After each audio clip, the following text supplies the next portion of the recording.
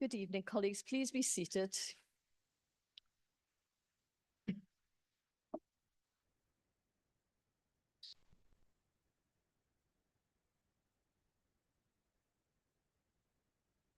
Colleagues and members of the public in the gallery, this meeting is being recorded and live streamed. Welcome to those members of the public in the public gallery and those watching at home. If any member of the public or press would like to record proceedings themselves, please do so from the public gallery without interfering with the business of today's meeting. If the fire alarm sounds, can those sitting in the public gallery exit through the doors behind them, and those sitting in the council chamber leave the room by the doors behind me and make your way to the front of the town hall. To limit disturbances, please ensure mobile phones and other electronic devices are switched off or are on silent during the meeting. Any member who wishes to speak on any of the agenda items should use the microphones available, please. Full council today will deal only with business that is set out on the summons. Finally, I would remind all members of Council Procedure Rule 34. Any councillor who speaks at any meeting will not accuse anyone, member, officer, or otherwise, of improper motives or use offensive expressions or unparliamentary language, and must demonstrate compliance with the council proud values and the member code of conduct at all times. I will not tolerate unacceptable behaviour, and so please consider this your first and final warning.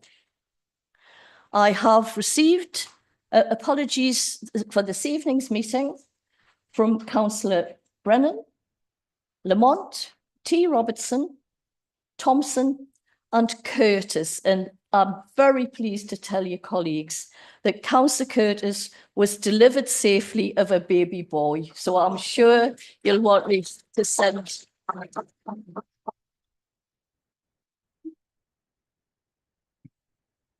Are any members aware of any further apologies? Councillor?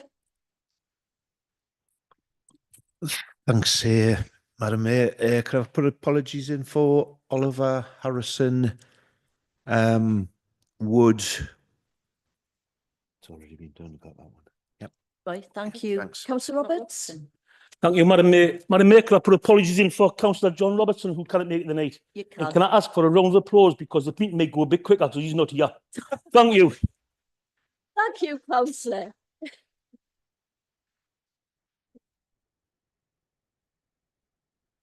Thank you. Guy. Oh, sorry, Councillor Guy. It's okay, Mayor. Thank you very much. Apologies for Councillor Yare as well. Thank you. Right, the first item of business is declarations of interest.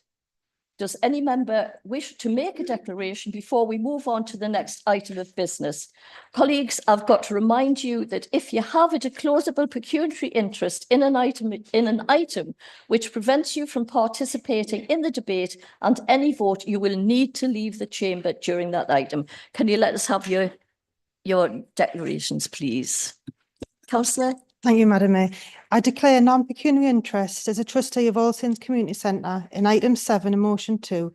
I can take part in debate and or vote on these items. Councillor?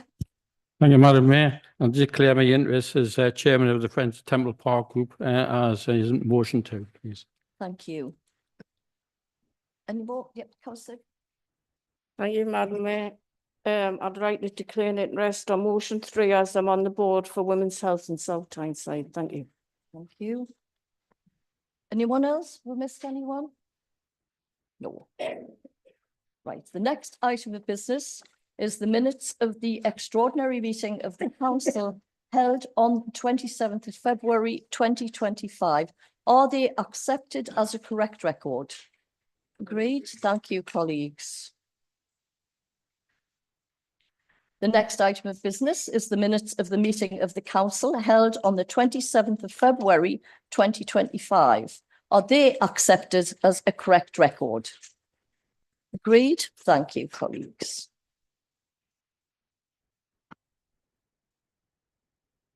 The next item of business is Mayor's announcements and communications.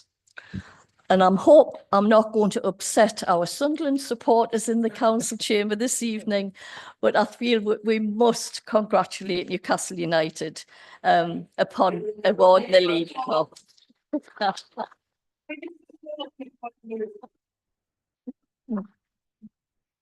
Colleagues, Tyne and Wear Fire and Rescue Services has been named UK Fire and Rescue Service of the Year at this year's Public Sector Transformation Awards in London. Judged by industry experts, the Public Sector Awards recognise TWVRS for innovation, transformation and an unwavering commitment to public safety within our community. As the UK's fastest responding service to dwelling fires, averaging 5 minutes and 58 seconds, which is absolutely unbelievable. They exemplify operational excellence. TWVRS also led pioneering initiatives, including the Hebburn Community Tri-Station, the UK's first carbon neutral tri-station, police, fire and ambulance under the same roof. And it is absolutely remarkable. Virtual reality fire safest training and 24/7 specialist rescue teams setting new standards in emergency response.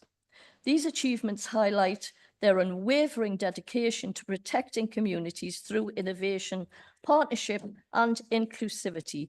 And I would like to recognise this evening in our chamber the success of one of our key partners. So well done, Fire Brigade.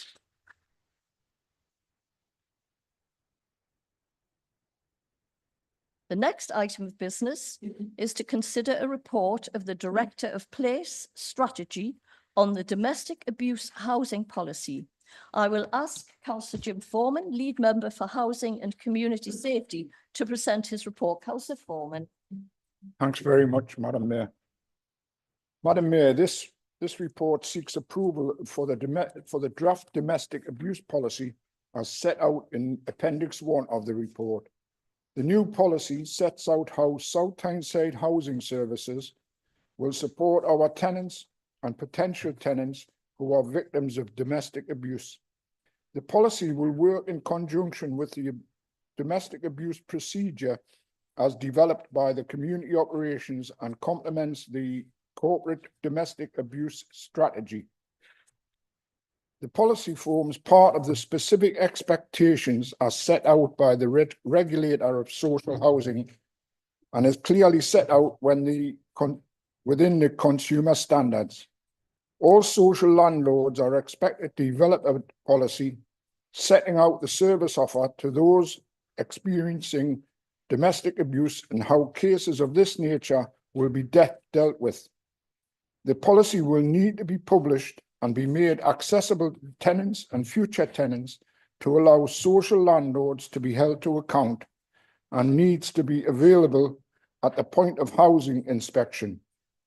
The policy outlines the services that are available and the training that our frontline housing officers will receive to ensure that they are able to support and advise in an appropriate way. The policy sets out the importance of understanding domestic abuse and for staff to be fully trained to identify, respond, and report incidents where it is appropriate to do so. Engagement with tenants should be undertaken in an empathetic, sensitive, and supportive manner. The policy has been consulted on with involved tenants and a number of frontline service agencies to gain views and ensure that the policy is effective for those that need it. Madam Mayor,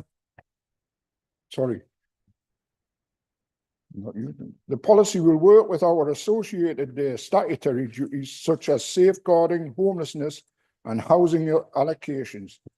Council are asked to approve the attached policy to ensure compliance with consumer standards of the regulator of social housing and promote services to our residents. Madam Mayor, I move the report. Thank you, councillor. Is that seconded? Thank you, councillor. Are there any questions, or does any member wish to speak to the report? Councillor Stonehouse?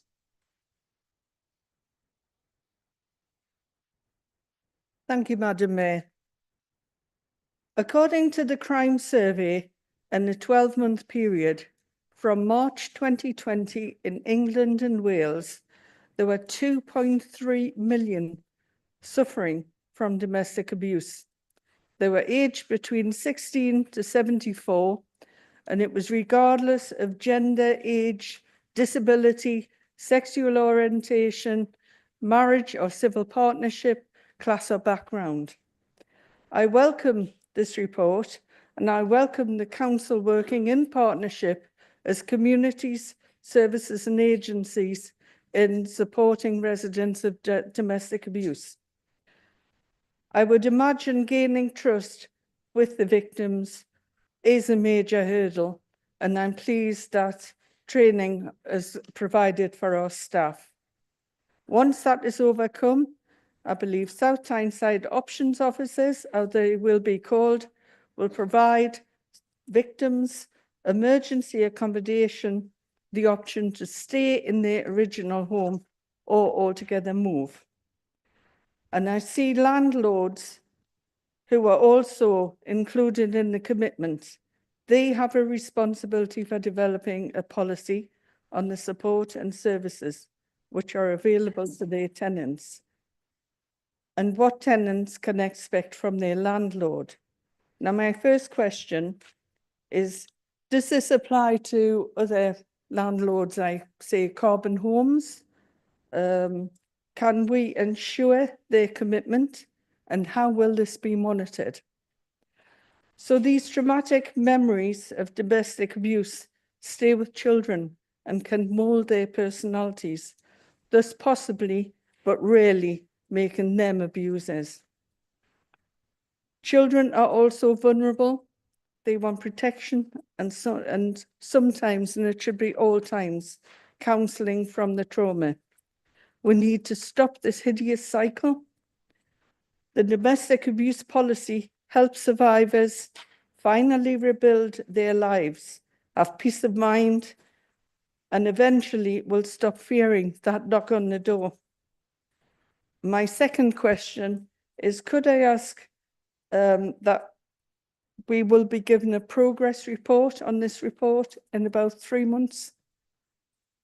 Thank you. Thank you, councillor. Councillor Guy? Thank you, Madam Mayor, and thank you, Councillor Foreman, the lead member introducing this report. I just want to go through a couple of the strengths in terms of that I particularly like within the report, the multi-agency focus, the victim-centred approach that this report takes, so pledging non-judgmental support covering sensitive interview practices. I think that is so important for victims who are seeking support in this area, and more importantly, the clear alignment with the statutory definition of domestic abuse from the 2021 Act, which is obviously the most important part. There is a couple of weaknesses that I wouldn't mind just addressing, and surrounding the funding and resource going forward. So it states that policy should not incur extra costs, but it's unclear whether these existing budgets can sustain the ongoing staff training, partnership work, but also any rises in demand of the service. I'm just wondering if you can share any further insight how we move over into the future, keeping this legacy alive. And in terms of the monitoring the outcomes as well, I couldn't really find any explicit metrics for measuring the success, but I don't know if it's going to be something that is brought, say, to an annual review to one of our scrutiny committees where we can go through their metrics, make mild adjustments if necessary. So I'm just wondering if there's been any discussion around bringing that into our scrutiny committees, or whether there's going to be metrics potentially implemented into the policy as we move forwards with this. Thank you. Thank you. Councillor Hamilton? Thank you, Madam Mayor. My questions are very similar to what Councillor Stonehouse and Councillor Guy just spoken about. How the system is being policed, especially in the with social landlords, and we don't get any reports back as to whether the policy is working or not. And any follow up, similar to what Councillor Guy said, it's all right saying that you want to keep people safe in their own homes, and it looks great on paper. But we need a follow-up and we need a review in a few months' time as to whether this is working or not. Thank you. Thank you. Would you like to reply, Councillor Foreman? Thanks, Madam. Oh, sorry. Yes. Thank you, Madam Mayor. Thank you for that report, Councillor Foreman. As someone who's worked in the sector for a number of years in my past, I am aware that victims are often highly reluctant to disclose the fact that they've been victims of domestic abuse, or even sometimes to acknowledge it to themselves. They don't see it as the problem that someone on the outside may do. I'm just wondering if there's any proactive action being taken to publicise the fact that we do have this policy, and or to circulate these numbers that are in the appendix, which would be really helpful to the victims of this particularly unpleasant situation. Thank you. Councillor Brown? Thank you, Madam Mayor. Just to support the policy, and I hope that as the policy is implemented and evaluated, that this does enable people who are in a situation where they might be threatened, and that other landlords are aware of this going on. It seems to me in society right now, especially after the adolescence programme as well, that in all the spectrum of abuse that goes on, it's like fighting a forest fire. But because of the mindful way that this policy is being produced and other initiatives, and dare I say it, not to indoctrinate children, but to make it available within the curriculum as the generations grow, to know what their human rights are, what safe relationships are all about, and develop the channels for younger people before they're into accommodation to know how to have self-agency and self-refer at all times, to avoid whether it's bullying in the playground or on social media or into an early relationship or being in accommodation where they are at risk. So I welcome it and I wish you well with it. Thank you. Councillor Foreman, would you like to reply to the questions? Yeah. The Councillor Stonehouse asked if other housing associations or registered providers would, if we are in control of them. No, we won't, because this is part of the consumer standards, and so they would have to form their own policies. And I suppose as members we could challenge those policies that they are making and ask if they have actually done so. And I suppose if they haven't, the consumer regulator will be chasing them up and asking why not. With regards to the scrutiny, generally the scrutiny, they do their own work streams. So if the members of the scrutiny certainly want these reports to come, or a future report to come, it's certainly within their means to ask for a report. And secondly, someone asked if there would be any scrutiny from our side further forward. Certainly we could ask for I will be asking for a cabinet report, which will then go into the public arena for them to look at and challenge in any way they want. And the last one, I think, was the comms. And I think it's a great idea. We should be advertising that we have this policy, and it should be running alongside the domestic abuse strategy. It's because it's just a small part of the full strategy. So I think that should be put into the media so that people can read it and understand it. And then if they feel as if they need to challenge it or need to use it, it's there for them to use. Thanks, Madam Mayor. Okay. Right, colleagues, council today is recommended to approve the domestic abuse housing policy and for it to be made accessible for our tenants. Is that agreed? Thank you, colleagues.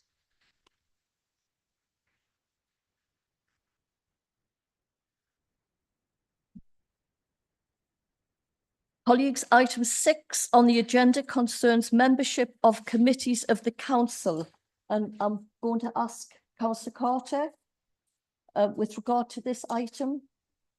Thank you, Madam Mayor. Colleagues, the report which I was going to present was prepared to reflect changes in political affiliations which took place in January this year and to seek the Council's approval to consequential changes to committee membership. The Council procedure rules did not allow for these changes to be approved at either of the meetings which took place last month, so today was the first opportunity for Council to consider them.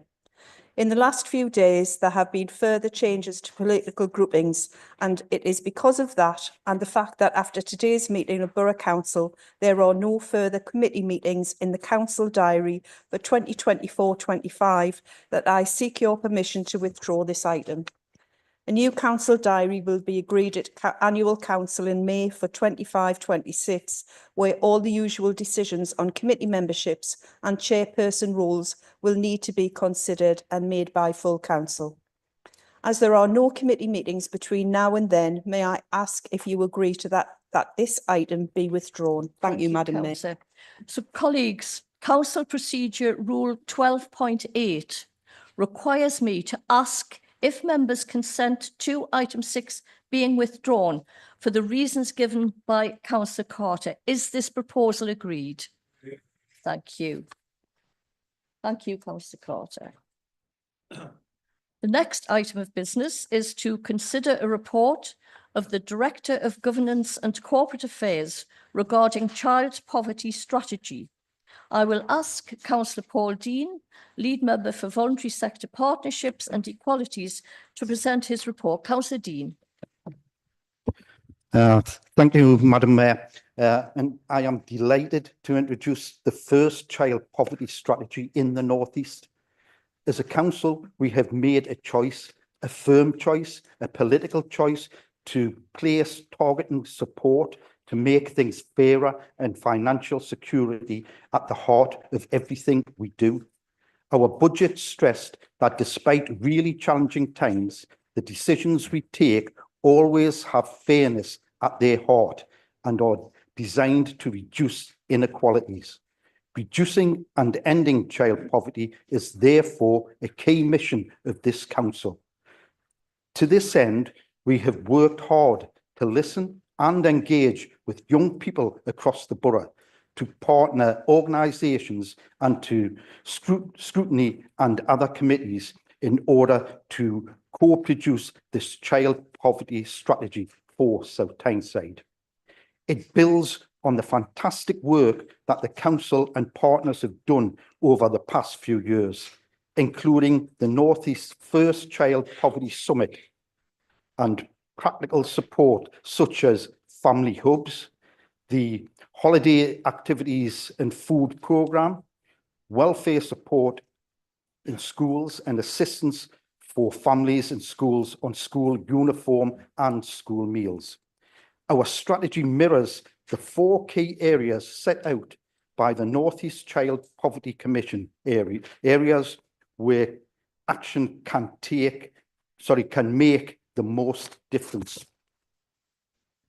Our first priority of maximising family income means improving access to financial support, extending the reducing the cost of school day programme, increasing free school meals, support and much more.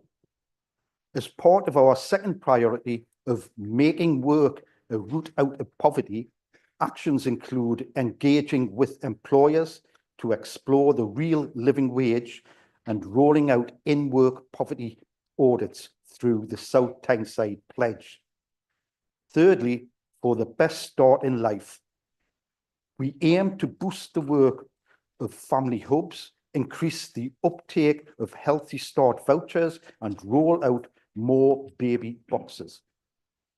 Finally, as part of the overarching priority to make all decisions through a poverty lens, we are committing to ensure the voice of lived experience drives forward change. It is clear that national factors outside of our control have contributed to the increase in child poverty in both the borough and region, particularly since 2015. Therefore, we know despite all our collective efforts over many years, the Poverty Commission work led by Councillor McCabe, for instance, was launched before the pandemic, and child poverty in South Tyneside remains too high. That is why it is so important to have a plan in place to concentrate and maximise our efforts. In addition, having the first child poverty strategy in the North East will enable us to have a firm voice at the table, both regionally via the Poverty Reduction Unit and nationally, with government due to publish the National Child Poverty Strategy in the summer. Finally, I would like to place on record my thanks to Councillor Dixon for her leadership in this area and look forward to working with you all on continuing the drive this essential work forward. I thank you. Thank you. Is that seconded? Thank you. Are there any questions, or does any member wish to speak to the report? Councillor? Thank you. Can I begin by thanking the lead member and officers for this report? There's positive work being undertaken and many positive steps. I want to talk about youth services and family hubs. The NSPCC states that evidence shows early childhood services play an important role in mitigating the impact of poverty on young children. UNICEF UK finds that families on low income face multiple barriers on accessing these services. The medium-term financial plan shows this council budget will cut funding for family hubs proposed at £600,000. The ward I represent is Biddick in All Saints and is the most deprived and disadvantaged ward in the whole of South Tyneside. We have already lost Percy Hudson and Tutor Reid community centres, and this council have lost all but one full-time paid youth worker over the last 10 years through cuts.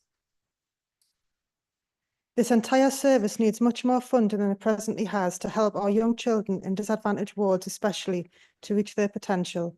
I want to make it clear that the youth service team work very hard with the funds they have and thank them for their valued work. This is in no way a reflection on them. The child poverty strategy must be genuinely meaningful. This sector desperately needs more funding for more full-time youth workers and adequately funded family hubs, because prevention is better than cure. Reports prove child poverty is linked to a lack of youth services. When children grow up in poverty, they often face a range of disadvantages, such as a limited access to education, extracurricular activities, and mental health support. Youth services such as we have in community centres can provide essential opportunities for personal development, skill building, and social interactions. These services are particularly important in helping children from low-income families overcome the challenges associated with poverty. Without such services, the cycle of poverty can become more entrenched, limiting children's chances for success and future economic stability. There isn't even a mention of preserving green spaces in Section 37 under Environment and Sustainability. Yet in my ward, most of Tutor Reid fields are to be lost for housing, hugely impacting both residents and the council's net zero targets. We have the government, this council and its leadership, the combined authority Mayor Kim McGuinness, all stating that tackling child poverty is a priority, but it's all just words and reports few people read. I was one of several councillors who attended the Child Poverty Summit in October, and we were all encouraged to make a pledge. My pledge was to get better youth services in my ward, and I continue to fight for this. I do endorse this policy, but it needs to go further. Only when I see at least one standalone, purpose-built community building back in Biddick, when I see our youth services and family hubs adequately funded, will I believe tackling child poverty is a priority. Thank you. Thank you, Councillor. Councillor Francis? Thank you, Madam Mayor. And as Councillor Taylor's just said, I commend the work being done in this area. It's obviously, you know, it's down to the dedication and commitment of council staff, other agencies, and of course elected members that we are where we are with this. And I think the summit was a really positive step, and to have the first, as you say, child poverty strategy in the region is showing true leadership. And the report clearly highlights the impacts of child poverty on people in our communities, in our neighbourhoods. The stuff on pages 17 and 18 of the report talks about some of the provision that is available, and that's all to be applauded. But I would say that shouldn't be necessary in one of the richest countries in the world. And as I've said in previous meetings, austerity remains a political choice, and too often it's the most vulnerable that are paying the price. Page 10 of the report mentions that 3,800 children in South Tyneside are affected by the two-child benefit cap. That's 12% of children in the borough. And that's why it was so important that this council voted to oppose the two-child benefit cap a couple of months ago. The wording at that time, agreed by a majority vote in this chamber, was to, quote, oppose the two-child benefit limit and request the policy be scrapped. Now, the letter that actually went to the Prime Minister, the wording of that was, ask the policy is looked at again with a view to relaxing it. Now, I commend all of the steps taken in the report, but I'm not sure that that wording is what was voted for in this chamber. And what we voted for was a call to action that could have really had a significant impact on reducing, if not eliminating, child poverty in South Tyneside and beyond. Thank you, Councillor. Councillor Brown? Councillor Brown? Thank you, Madam Mayor. We began the proceedings tonight with a lovely event, the announcement of one of our colleagues who has a baby. I wish them well. Without being facetious, I nearly said, put the child's name down on the council house waiting list, and also for an allotment in a Newcastle United season ticket if the child wants such a one. But I'm not being facetious. I spent a large part of my working life as a children's nurse. I also worked in child and adolescent psychiatry. If you look back at the beverage report, I think the anniversary's due today, I think, but if you look at the wants and the freedom from squalor alone, you know, it's squalid if you've got dental caries to such an extreme extent that this society has now. It's a place of squalor when you cannot have emotional security and relief from suffering in a CAMS and SIP service like every other service in this country, who work damned hard but just don't have enough funding to lead the children from the glacial age and into a place of the sunny uplands of good enough health, good enough parenting, good enough housing, good enough law and order, good enough freedom from the fear of crime and knife crime. There are so many competing issues now for children and young people. We have a responsibility to take the pressure off the families, the parents, the children in the community. Again, I welcome the strategy, but I wish to support Councillor Francis in his outlining of what was originally agreed. We owe it to the children of this community, this town, this region and this country to lead them now from the glacial age. And if you look at page 4, this is not a nitpick, but there's a mention here, page 4.23, this strategy can influence the North East Regional Child Poverty Reduction Unit, established by the Mayor and of which the leader is Vice Chair. Well done for that.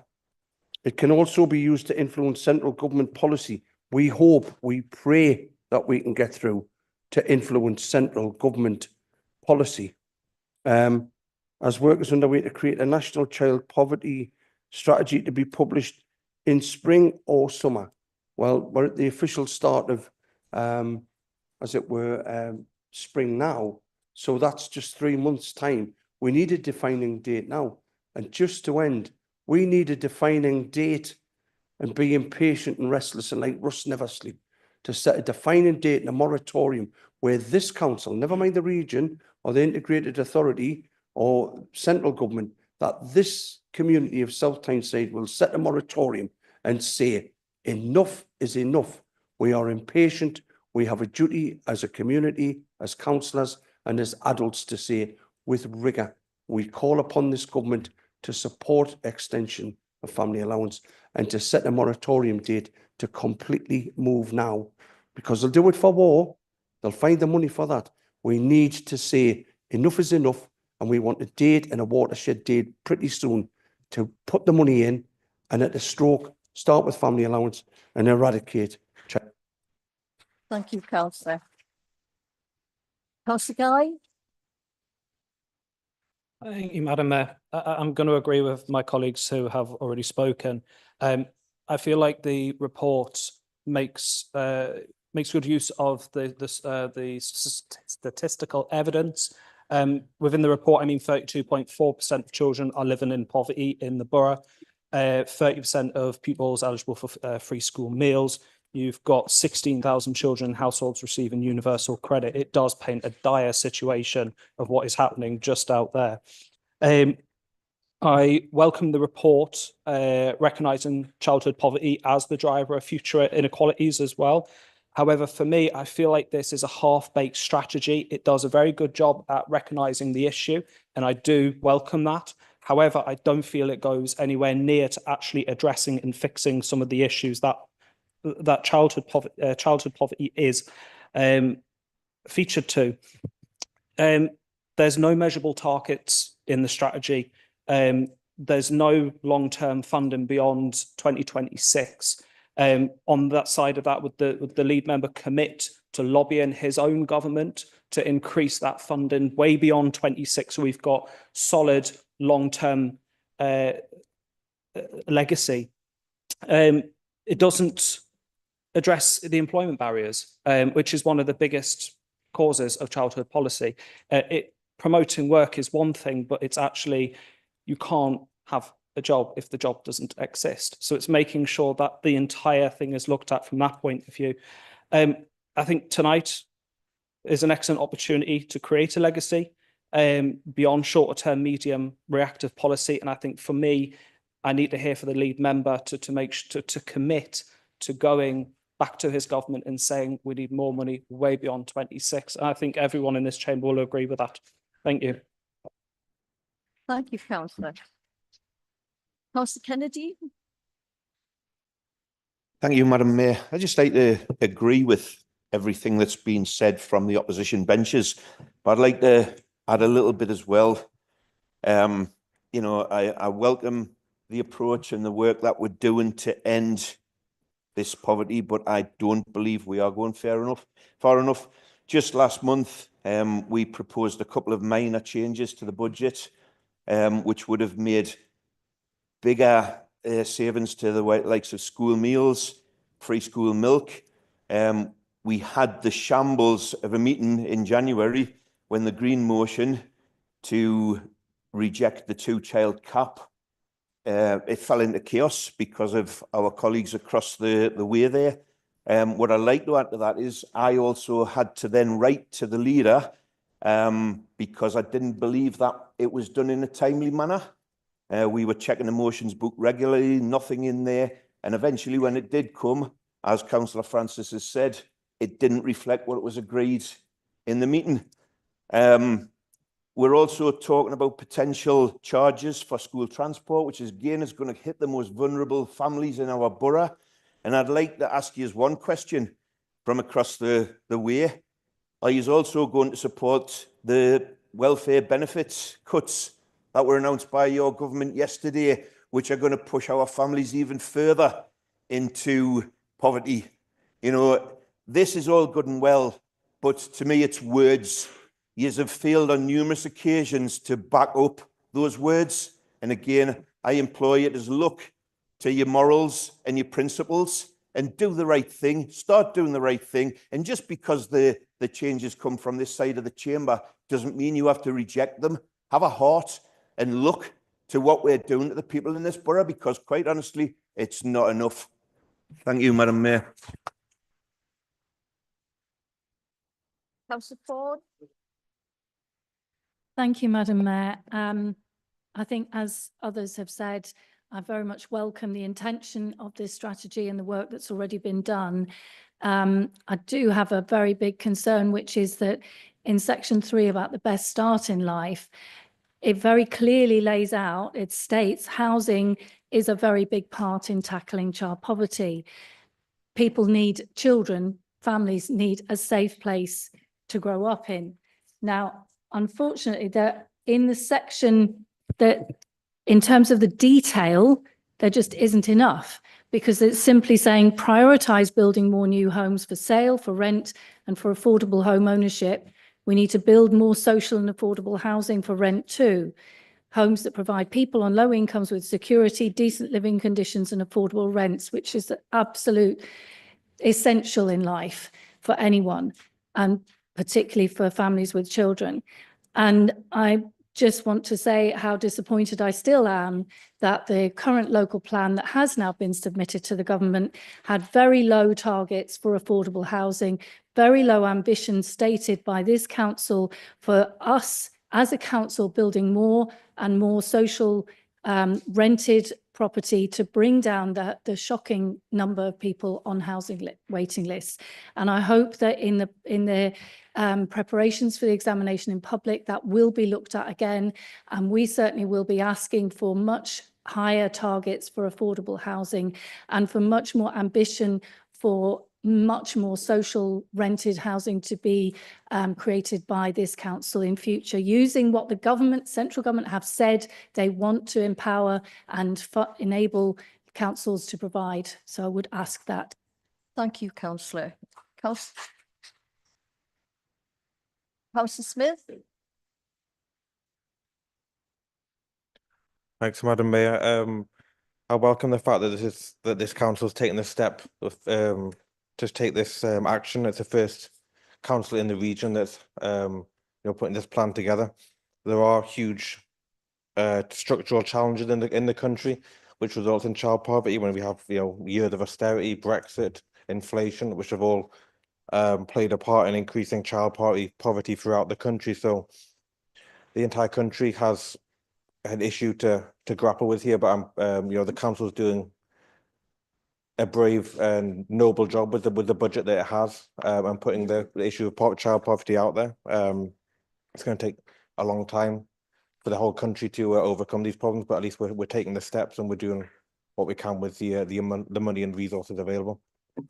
Thank you, Councillor. Councillor Dixon. Oh, sorry, Sorry, Madam Mayor, I've gotten the opportunity just earlier. I have to declare an interest. I'm in paid employment with DWP, and I'm not even sure that I should have stayed actually, because the mentions of the department were greater than I would have anticipated. So just to log that declaration of interest, please. Thank you. Thank you. Anyone else? No. Yeah, just thanks very much. Thanks, Madam Mayor.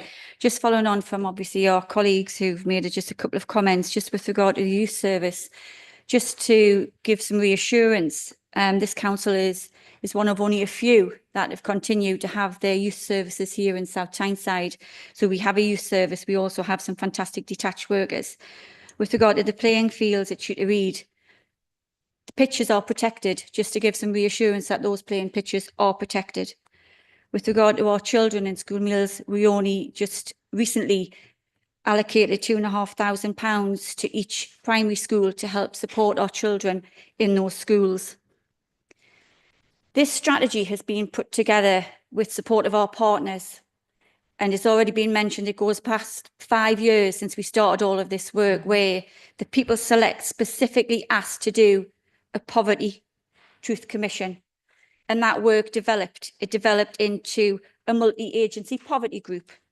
It developed to have 2 anti-poverty summits, which give us measures there to put different things in places, such as our 70 welcoming places, helping people through the cost of living crisis, the support of our food banks and our community shops, help with council tax support. That is what this council is doing. That hasn't been mentioned. We also had an anti-poverty summit back in February of last year in 2024. The Child Poverty Summit was attended by over 100 people, well, organisations, Madam Mayor, including our young people. We listened to those people, and that is what has helped us form our child poverty strategy, Madam Mayor. We are going to be working with our partners. It has to be a partnership approach because of the magnitude of this issue.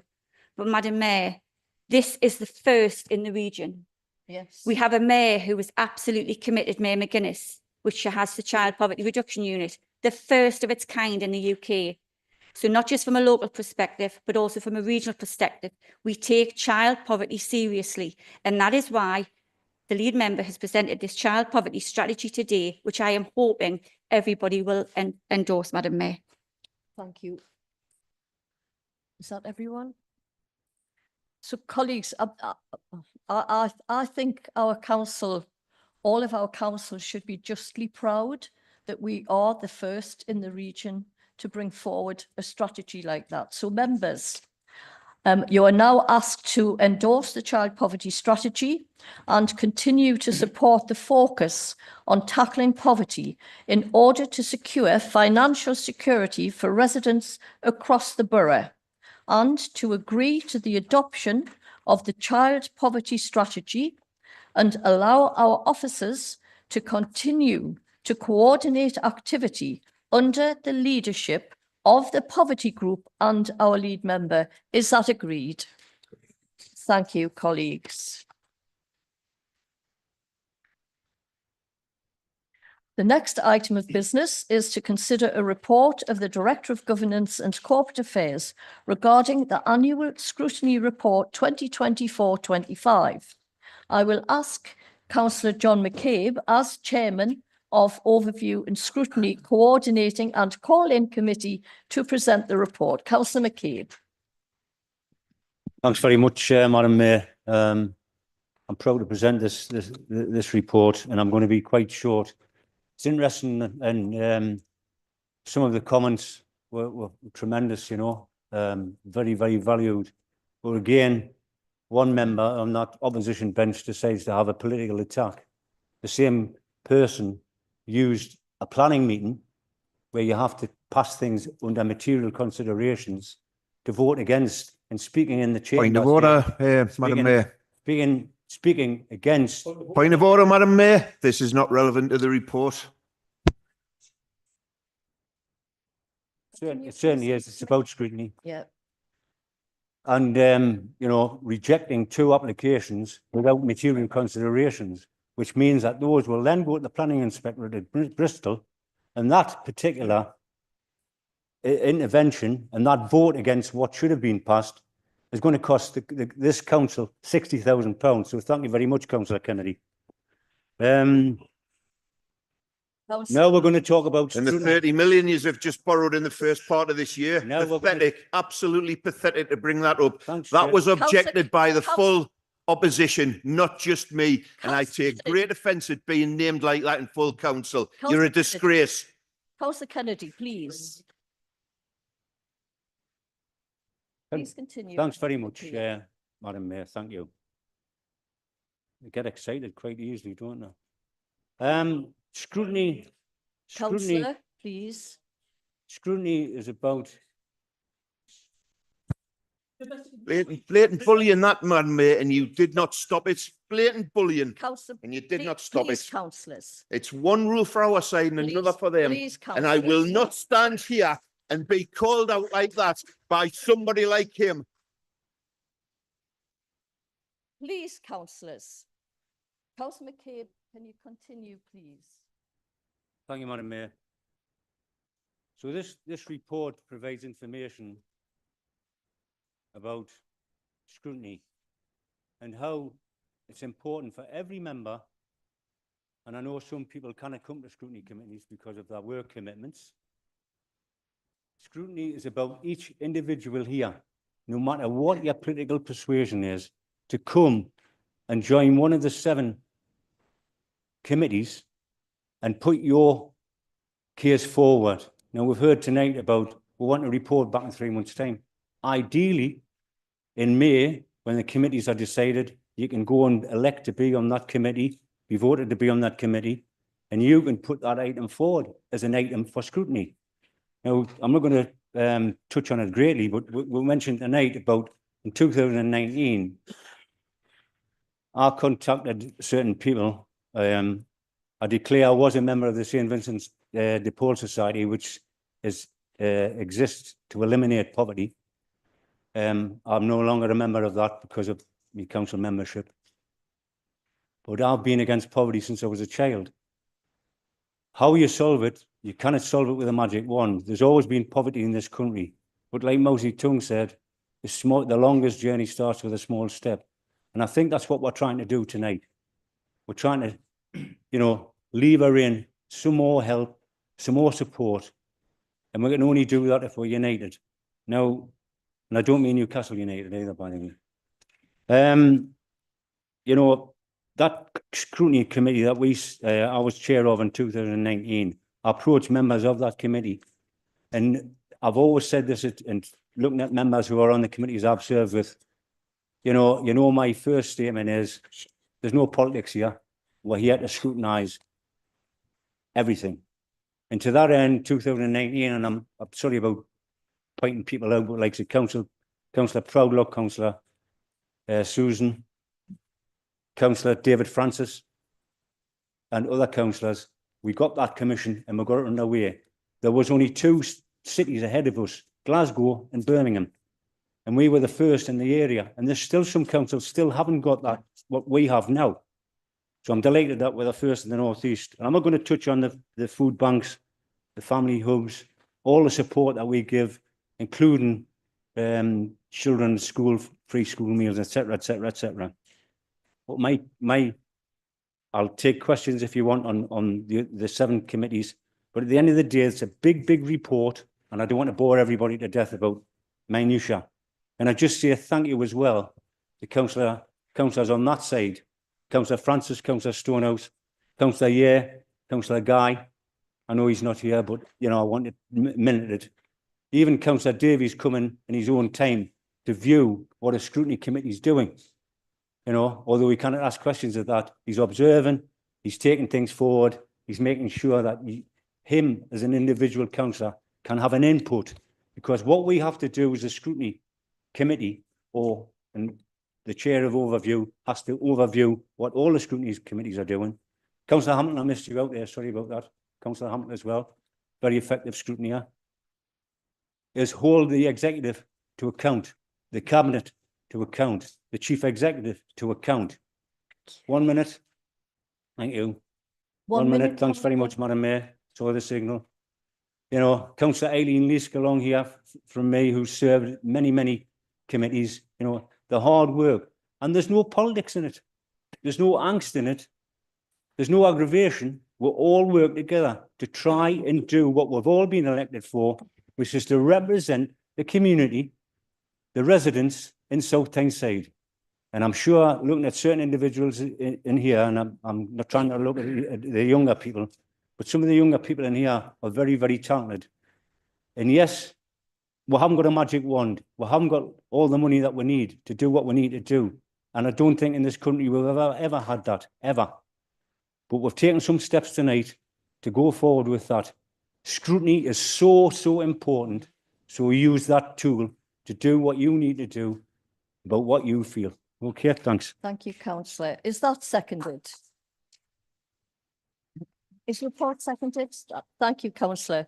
Are there any questions, or does any member wish to speak to the report? Councillor Kennedy? Thank you, Madam Mayor. Totally taken back about what you've just said there, Councillor McCabe. And I'm going to keep this very, very, very short. Commendable that you mentioned all the scrutineers from the opposition benches, because the top and bottom of it is, until you had such a big opposition that is prepared to scrutinise you, you didn't know what scrutiny was. And this is nothing to do with politics. This is to do with everything in general. You didn't know the meaning of the word scrutiny. Thank you, Madam Mayor. Madam Mayor, can I just raise a point of information? Obviously, in regard to the scrutiny, you know, in South Tyneside Council has always been extremely intense, if you like. Well, you may laugh, probably because probably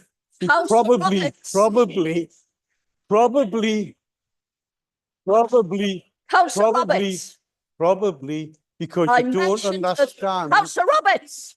I mentioned at the start of the meeting, and for everyone's benefit, only one member should speak at a time, and only when invited to do so by the mayor. And please, please keep this civil. Thank you. Thank you, Madam Mayor. Madam Mayor, for the sake of repeating myself, I think scrutiny has always been extremely intense in South Tyneside, and I think the model was established many years ago. Indeed, what they have looked at over the period of time where scrutiny's been in existence in South Tyneside, they've had a few really good commissions whereby we select a particular subject in partnership with external organisations as well.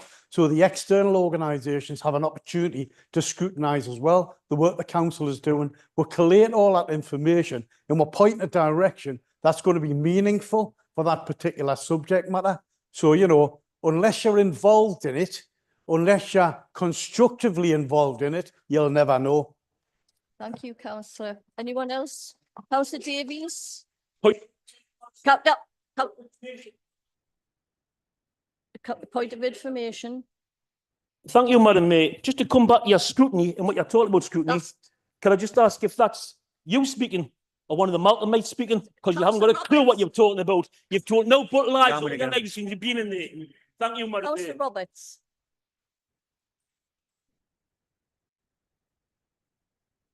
Councillor Davies. Councillor Roberts, please, I will have to ask you to leave the chamber if you don't stop. Councillor Davies. Thank you, Madam Mayor. I'm perhaps speaking a little out of turn from my colleagues. Apologies for this. But when I came here for the first time, I raised how, I'll quote myself, shocked and appalled I was to see that overview and scrutiny against good governance still had a member from still had a chair from the lead group. Now, I would not say that language again. Thank you very much for your service this year, Councillor McCabe. But I would, as we look for the next municipal year, urge the lead group and the cabinet to consider lead members of all scrutiny from opposition members. It is vital for good governance that that oversight comes not from any sense of bias or preconceived judgment, and that it remains as objective and as strong as it has been when that choice has not been available. You know, the people of South Tyneside have spent a long time choosing members of the lead group, and that hasn't been possible. I completely appreciate that, but that change has come. Those winds of change have blown through South Tyneside, and the opportunity is there to present good governance, the best practice, as the LGA and Angela Rayner would have us do here in South Tyneside. Thank you, Madam Mayor. Thank you, Councillor. Councillor Francis. Thank you, Madam Mayor. I'd actually like to say that I think this report's really positive that this comes to council. I know that flies in the face of some of what's been said.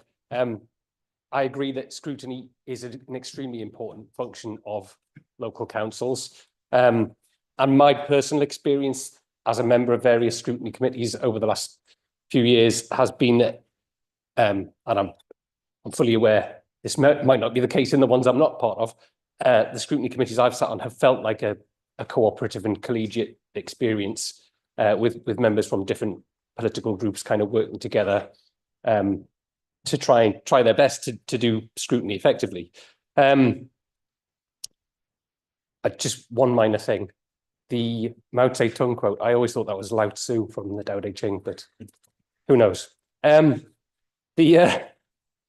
one thing I would really like to, I think anyone who's interested in what we all do in this building would probably benefit from reading the report. And I think people would find it really interesting to know what each of those committees has looked into this year, the work that's been done. And I know we all spend a lot of time and effort reading the papers, doing the research, asking the searching questions when we have representatives either from the council or outside bodies to scrutinise.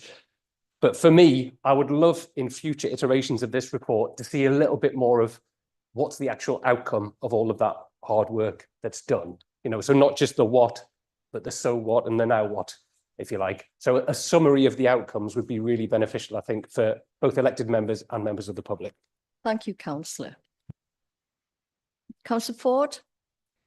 Thank you, Madam Mayor. I very much agree with that in terms of the need for more focus on actual outcomes of reports that have gone, for example, to Cabinet, and what has happened about them. Have things actually been changed because of that, or have they been rejected, and what are the reasons for that? I think that the scrutiny that we are involved in needs also to be able to make more decisions, to scrutinise, to consider decisions before they are made, before they're set in stone. And there's often a sense that we're reviewing what has already been decided by Cabinet or other bodies. So I would ask very much that that is looked at, particularly by the Overview and Scrutiny Committee overseeing what all of the scrutiny committees are up to. I would just finally like, as I didn't do it as a point of information earlier, but I sit as a member of the Planning Committee, and I was the councillor who attended that meeting that was referred to by Councillor McCabe, that there were material considerations that were put forward and accepted by our planning officers as reasons for 2 applications to be refused. And that was accepted by the planning officers and the solicitor that advises them. So I have no concerns at all about the correctness and the legitimacy of those decisions that were made in a democratic, non-party political, balanced committee. We will wait to see what the outcome is. But I did want to just set the record straight as far as I'm concerned as a member of that committee. Thank you. Thank you, Councillor. Colleagues? Madam Mayor. Yes. One comment which I've made about thanking various individual councillors. I'm just looking around. Councillor Ginn has also been very effective over the last year in the committees that I've chaired. So thank you. Thank you. I'm sorry for missing you out. Colleagues, the council are asked to note the annual scrutiny report for 2024-25. Is that noted? Thank you. Thank you, colleagues. The next item of business is to consider a report of the Director of Public Health regarding the refresh of South Tyneside's alcohol strategy. I will ask Councillor Ruth Barclay, Lead Member for Adults, Health and Independence, to move the report. Councillor Barclay. Thank you, Madam Mayor. I am pleased to introduce South Tyneside's alcohol strategy, which follows consultation with service users of South Tyneside Adults Recovery Service, STARS, has been named Calling the Shots, South Tyneside Alcohol Harm Reduction Strategy. The alcohol strategy is the result of extensive consultation with a range of stakeholders in South Tyneside, including statutory partners, the voluntary and community sector, and most importantly, residents of the borough. Alcohol is a significant challenge in South Tyneside, leading to a range of health issues, including liver disease, cardiovascular problems, and an increased risk of at least 7 types of cancer. It can impair cognitive function and mental health, contributing to conditions such as depression and anxiety. Socially, alcohol misuse can strain relationships, lead to family breakdowns, and increase the likelihood of domestic violence and other crimes. The annual cost of alcohol harm in South Tyneside is estimated to be £77.3 million, or £523 per head of the population. Unfortunately, most of South Tyneside's alcohol-related harm indicators are higher than the regional and national average. To put this into context, We have the highest alcohol-related deaths in the North East and the second highest in England. We also have the highest admission episodes for alcohol-specific conditions in the North East and the third highest in England. These are trends which have been increasing since the coronavirus pandemic, which we now know has resulted in many people in England increasing the amount of alcohol they drink. We know that alcohol-related harm needs to be tackled both locally and nationally, and I am delighted to endorse the Reducing Alcohol Harm Blueprint, which calls for urgent national action to tackle the significant impact of alcohol on health, social care, crime and disorder, workplaces and the economy, and outlines evidence-based interventions regarding the price promotion and availability of alcohol. The blueprint also calls for a refreshment of the 2012 National Alcohol Strategy, ensuring it is free from industry influence, which is most welcome. Locally, South Tyneside has developed a 20-year vision which commits to making South Tyneside a place where people live healthy, happy and fulfilled lives. The South Tyneside Health and Wellbeing Strategy outlines our ambitions for a healthier, happier South Tyneside and focuses on improving health and tackling health inequalities. This cannot be achieved without addressing the significant impact of alcohol-related harm within our borough, and the refreshment of the alcohol strategy demonstrates our commitment to do so. The alcohol strategy adopts a whole system approach, from early education to support for those in recovery, recognising that everyone has a role to play.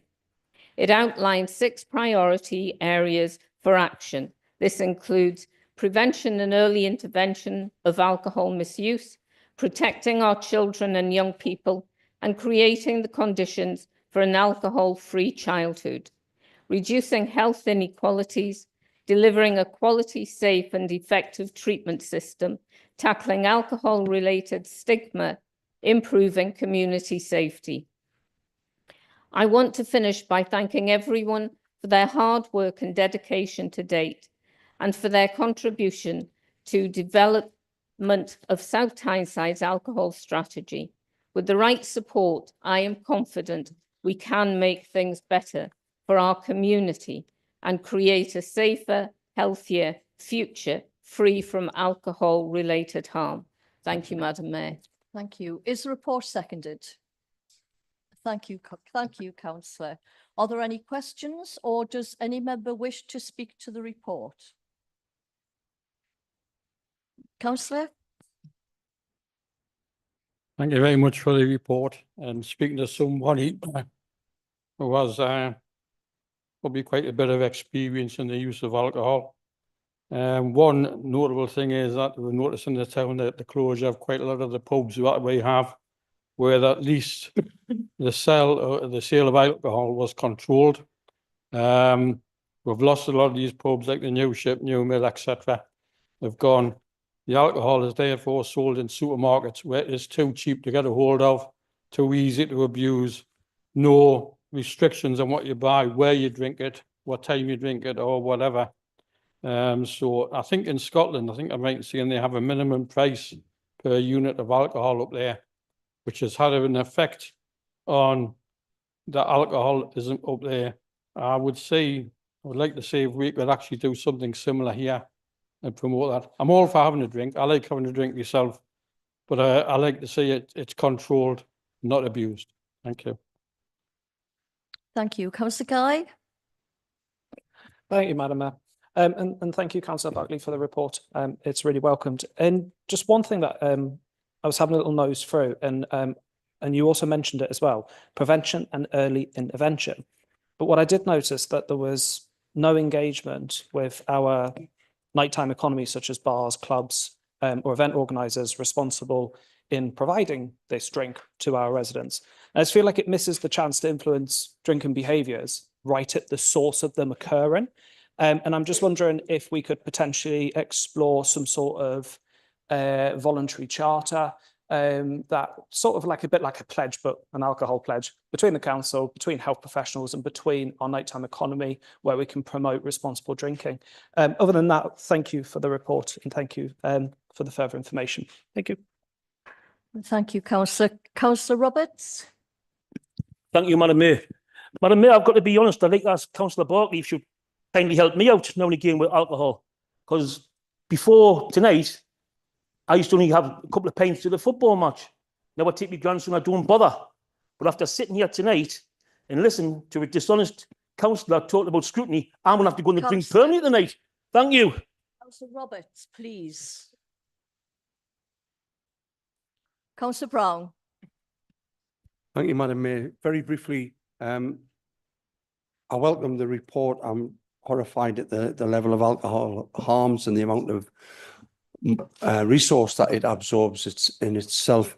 I'm not going to look back through rose-tinted glasses to the days of working men's clubs, but I could. And the hard work that went in on estates and communities to get the wherewithal together and build a community hub, which was a social club and or a pub. And some of those pubs have fallen into disrepair and you get all kinds of substances in them and they're not good for the community either.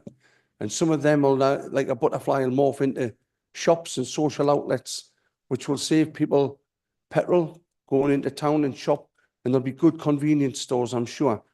But as Councillor Coombs has just said, you know, the propensity within regions or say in Scotland and beyond, where people are going to maybe drink alcohol in a more isolated space, and it can bring you down, we know that, and it's not going to help people with depression or isolation. And so to be self-isolated with alcohol, where there isn't a social outlet, is a worrying trend as well.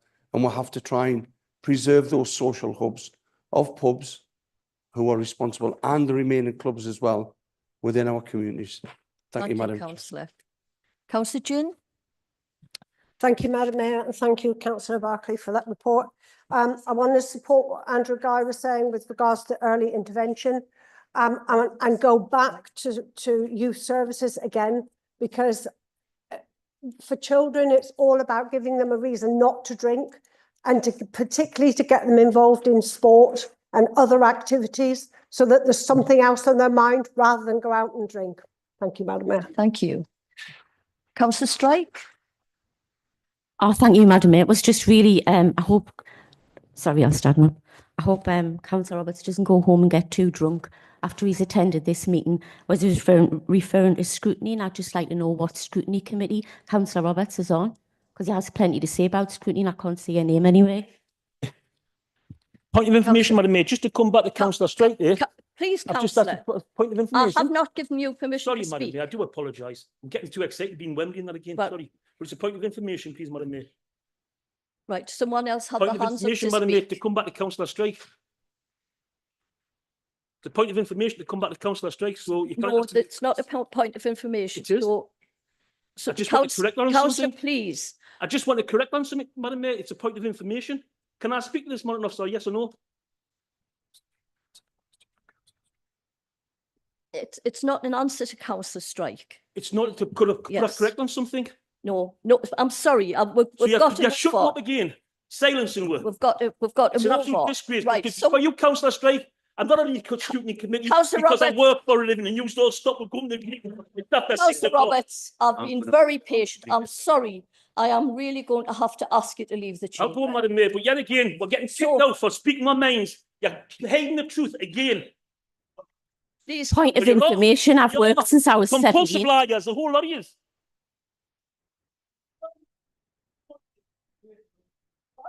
Councillor Roberts. Councillor Roberts, please. Remember that.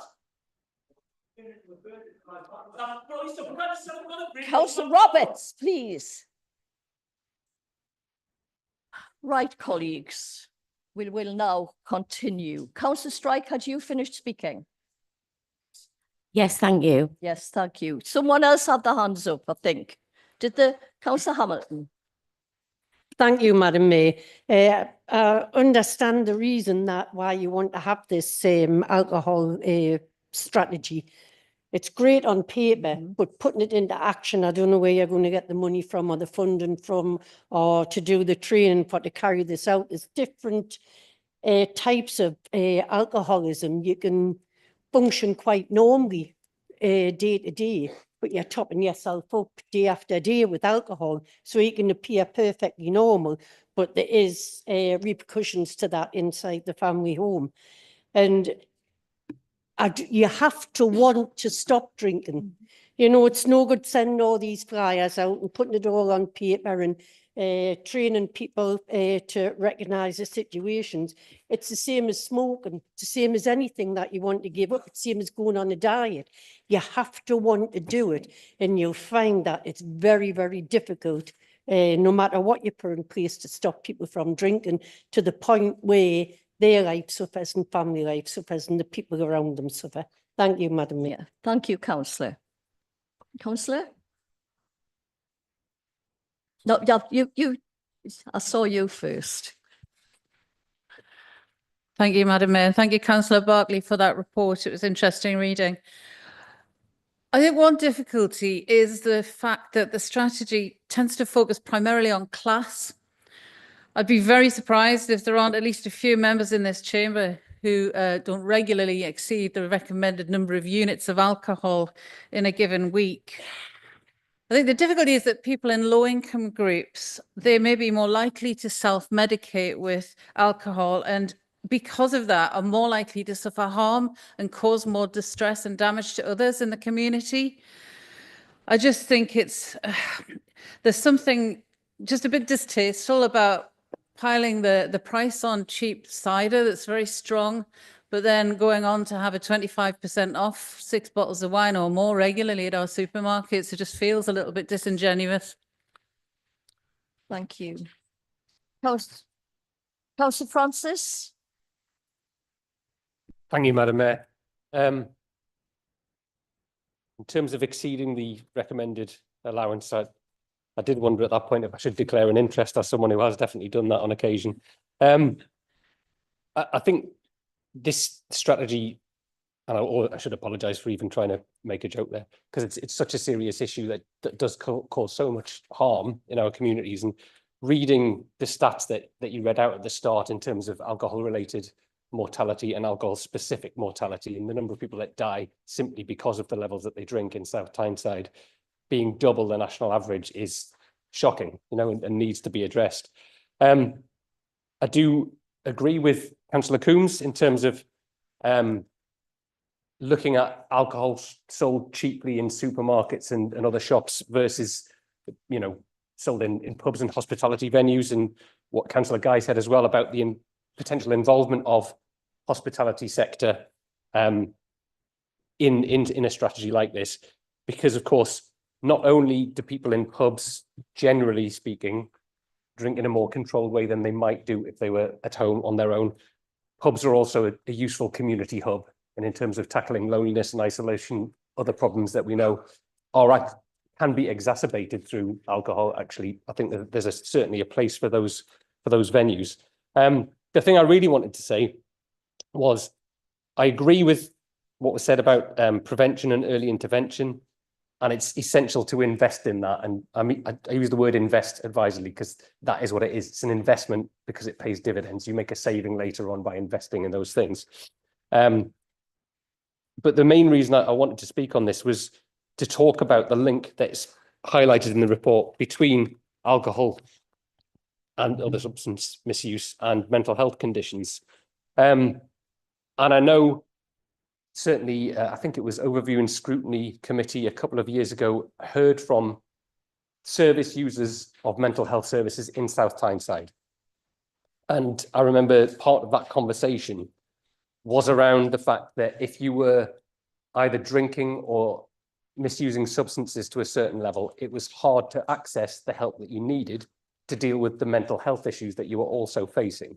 Because until you'd been discharged from STARS, you couldn't access life cycle mental health services. Councillor, you have 1 minute. Yeah, no problem. So bearing in mind that the two things, you know, can be very interlinked and chicken and egg, I think that definitely needs to be looked at. It says in the report that we're committed to improving the connections between mental health and substance misuse services, but I think that's absolutely essential that loop is closed. Thank you.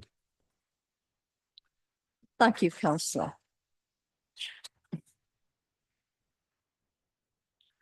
Is that everyone who wishes to speak? So colleagues, the council are recommended to review and endorse our strategy. Is that agreed? Agreed. Thank you, colleagues. Oops. Our next item of business is to receive questions under Procedure Rule 8. We have received no questions for council under Procedure Rule 8 for our meeting today. Our next item of business is to deal with petitions received under Council Procedure Rule 9.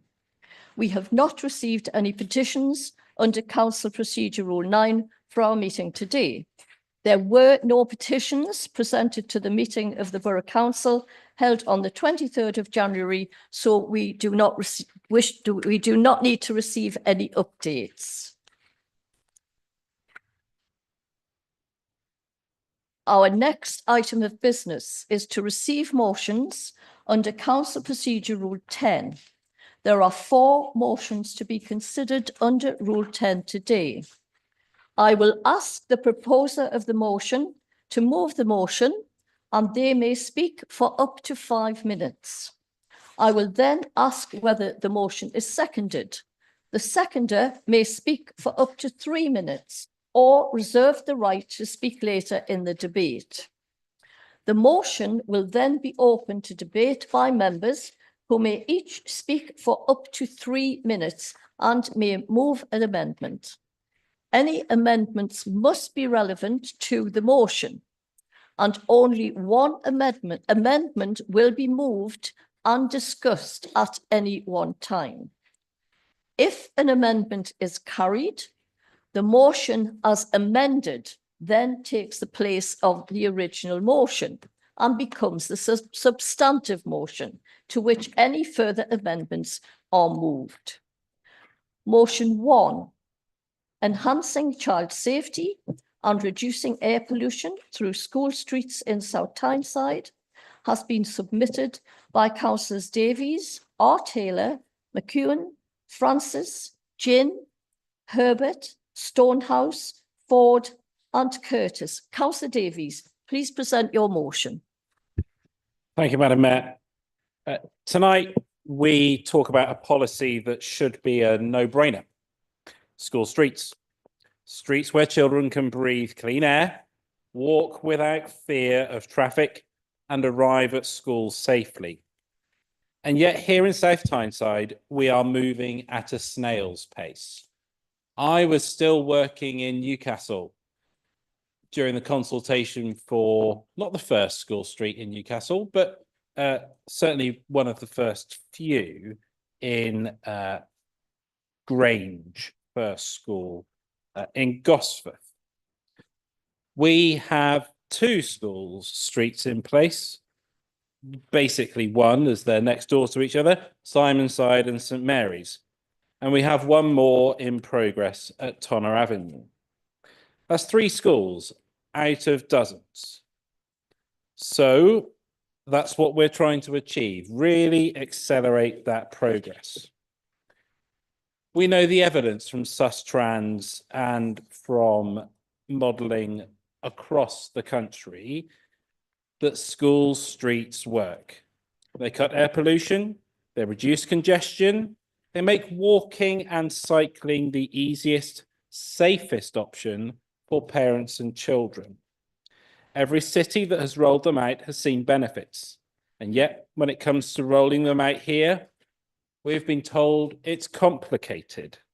The police will struggle to enforce them. It's difficult. Well, what's difficult? Sending your child to school knowing that the air that they breathe is damaging their lungs. We live in old properties, primarily here in South Tyneside, that are poorly heated because of poverty. Our rates of asthma and obesity are far above the national average. So driving these changes really will have lasting, long-term impacts. We watch near misses outside school gates. We are waiting for a tragedy to strike here in the northeast of England. Thankfully, statistics are zero over the past few years for child roadside fatalities. But every day that we wait increases that risk. Implementing a proven scheme that tackles these dangers is not difficult. So let's stop making excuses, start making a change. Let's not tinker around the edges with a handful of schemes. Let's demand a borough-wide plan to roll out school streets wherever they are needed. Let's push the police, and especially the Police and Crime Commissioner, who can deliver a political drive that is there as a mandate for the whole of Northumbrian Police Force's Directorate, to make enforcement a serious matter. Every child in South Tyneside deserves safe, clear, clean air routes to school.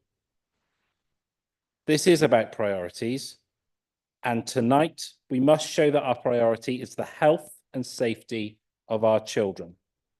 Let's get this done. Let's roll out many more school streets. Thank you. Thank you. Is the motion seconded? Thank you, councillor. The motion is now open to debate by members. Do any members wish to ask a question, speak on the motion, or move an amendment? Councillor Smith? Thanks, Madam Mayor. I'd like to move an amendment to the motion. Yes. Firstly, just to be clear, I completely agree with the sentiment of the motion and everything that Councillor Davies has said. Definitely need more school streets in South Tyneside, and I've thanked the Green colleagues for bringing this forward. I think definitely welcome the work they've done and the research that's included in the motion. Sorry, got a cold. My amendments are just based on purely the discussions that Councillor Lamont and I have been having with Sustrans regarding the proposed new scheme in Tona Avenue School.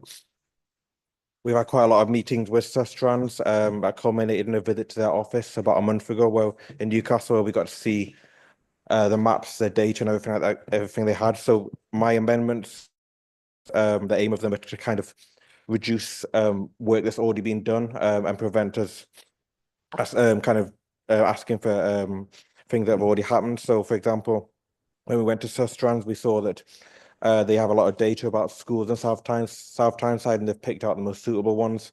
Unfortunately, they highlighted that there are issues bringing in school streets schemes such as enforcement, and they also need the buy-in from the schools, which Sustrans stated isn't always easy, unfortunately. So I just wanted to clear up some of the points in the motion. Talking to Sustrans, they already work with the police and the council in trying to enforce school streets. It doesn't always work, but I think we need to be a bit clearer in terms of allowing the council to work with Sustrans and the data that they already have to avoid duplication of work and to hopefully move this forward so we get more school street schemes in the borough. So just to summarise, definitely need more. We just need to kind of not duplicate work that's already been done. Thank you. Is the amendment seconded? It's seconded. Thank you. Do any members wish to ask questions, speak on the amendment, or Councillor Francis? And this is upon the amendment. Yeah, thank you, Madam Mayor. I mean, I think both the original motion and the amendment share an intention which I would hope we can all agree on. Shared aspirations for children to be safe and healthy in terms of the air that they breathe, but also in terms of their activity levels, making it easier for children to walk to and from school safely. Who wouldn't want that? I know certainly when Councillor Gibson chaired the Place Select Committee, I think I'm getting that right.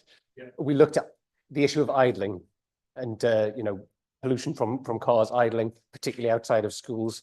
And I know that, you know, that's something that is felt to be an issue that needs addressing from across the chamber. In terms of the amendment itself, I don't have any issue at all with the first addition that's being put in there, which mentions some specific examples of school streets that are already in place. The thing I would take issue with slightly, Councillor Smith mentioned about issues with enforcement, but the amendment is seeking to take out the following wording: request the leader of the council to urgently write to the Police and Crime Commissioner, Susan Dungworth, emphasising the need for a strategic partnership between the police, South Tyneside Council and relevant stakeholders to enforce school street restrictions effectively. And I can't understand why you wouldn't want support with the enforcement, why you wouldn't want a strategic partnership to ensure that having the school street in place, it is then enforced effectively with partnerships with the police and other agencies. So I don't understand that. I think to make a meaningful change, that really ought to be in there. And in terms of the engagement with Sustrans, I would point out that the original motion has that in resolution, what was 3, to engage with partners, including Sustrans. So I'm not sure I agree that the amendment strengthens the motion, is what I would say. Personally, I probably shouldn't say this at this stage, I'm happy to vote for either, because I think it's a positive step, but I think it's stronger with the explicit involvement of the Police and Crime Commissioner. Thank you, Councillor Francis. Councillor Kennedy? I apologise for the phone ringing there, Madam Mayor. I am currently on standby from work. I have no problems with these, either the original motion or the amended motion, because I think something does need to be done.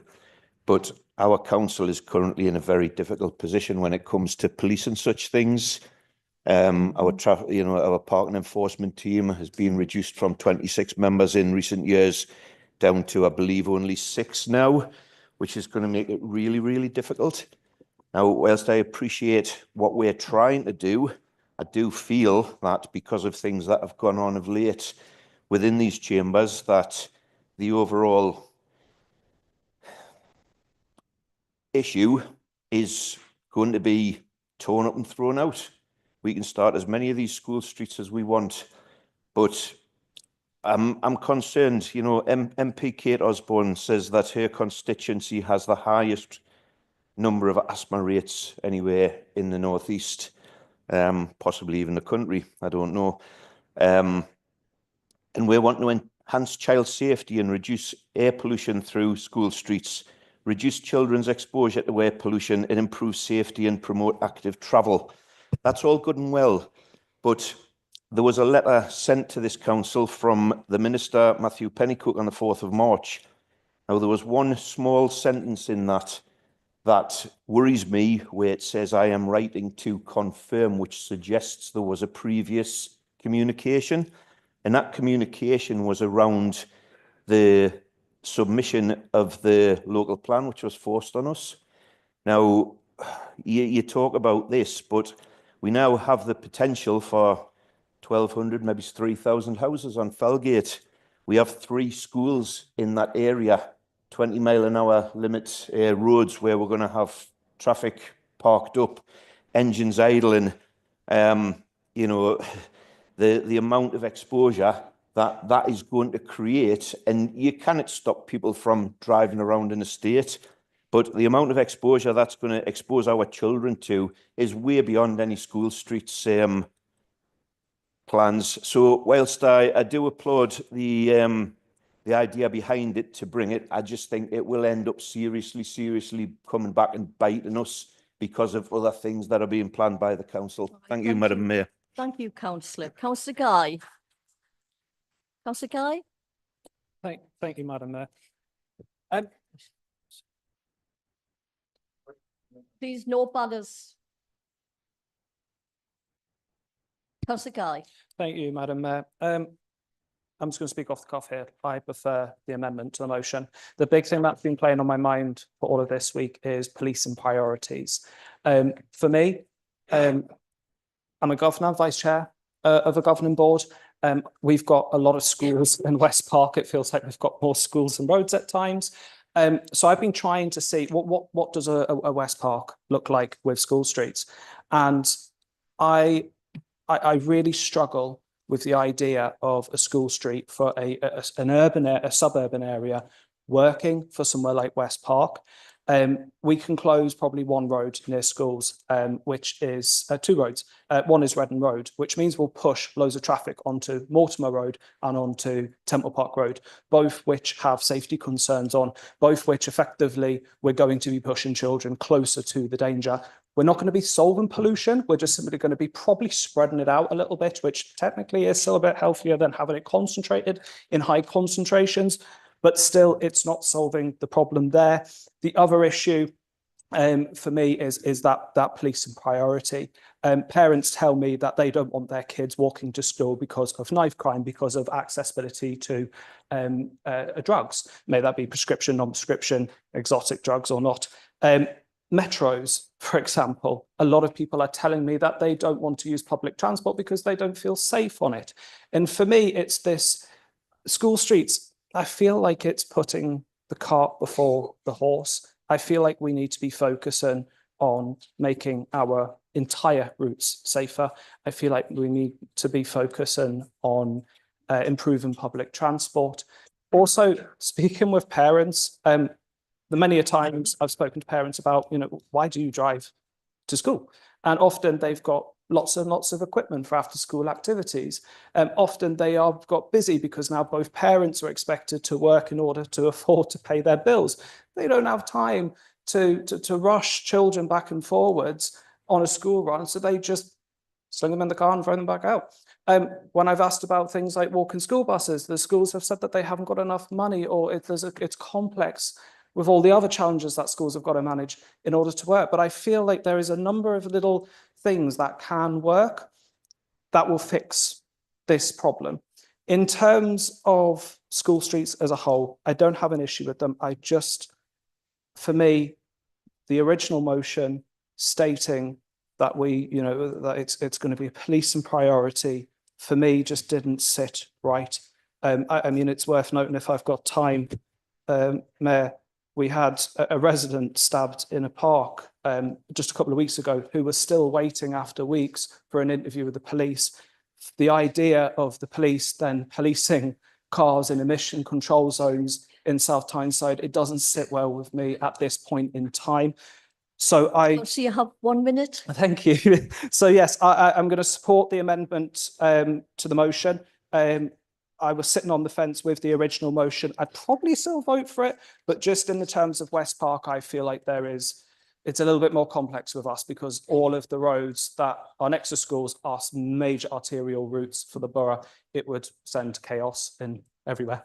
Thank you, Mayor. Thank you. Councillor Brown. Thank you, Madam Mayor. Really a point of information and an observation. If we go back to October 86, Mrs. Thatcher and her wisdom deregulated our wonderful transport system. I don't think it's ever recovered, not even with a new fleet of trains on the metro system. If I'm not wrong, I think the government has shown some kind of commitment towards a reintegrated transport system, and it can't come fast enough. We were thrown into chaos. I'm not against enterprise, I'm not against other business, but when our system was deregulated in the region in October of 86, it caused irreparable harm. I would suggest that if, parallel to this motion, eventually, if we can get a re-regulated, integrated system, it will lead to fewer journeys, it will reduce emissions, it will then take a while, but it will also help the issue of emissions near schools. So the overview, or a point of information, is we cannot get back to a reintegrated transport system fast enough. Thank you very much. Thank you. Councillor Davies. Thank you, Madam Mayor. And Councillor Davies will end the debate because he's right of reply. Was there someone else? Councillor Smith has the right to reply. Oh, Councillor Smith. Yes, it's his amendment. Sorry. And there's Councillor McKeown as well. So broadly speaking, in favour of this amendment, on Councillor Guy's point, I I don't quite, speaking as the councillor for Biddick and All Saints, only one school I would consider be suitable for school streets.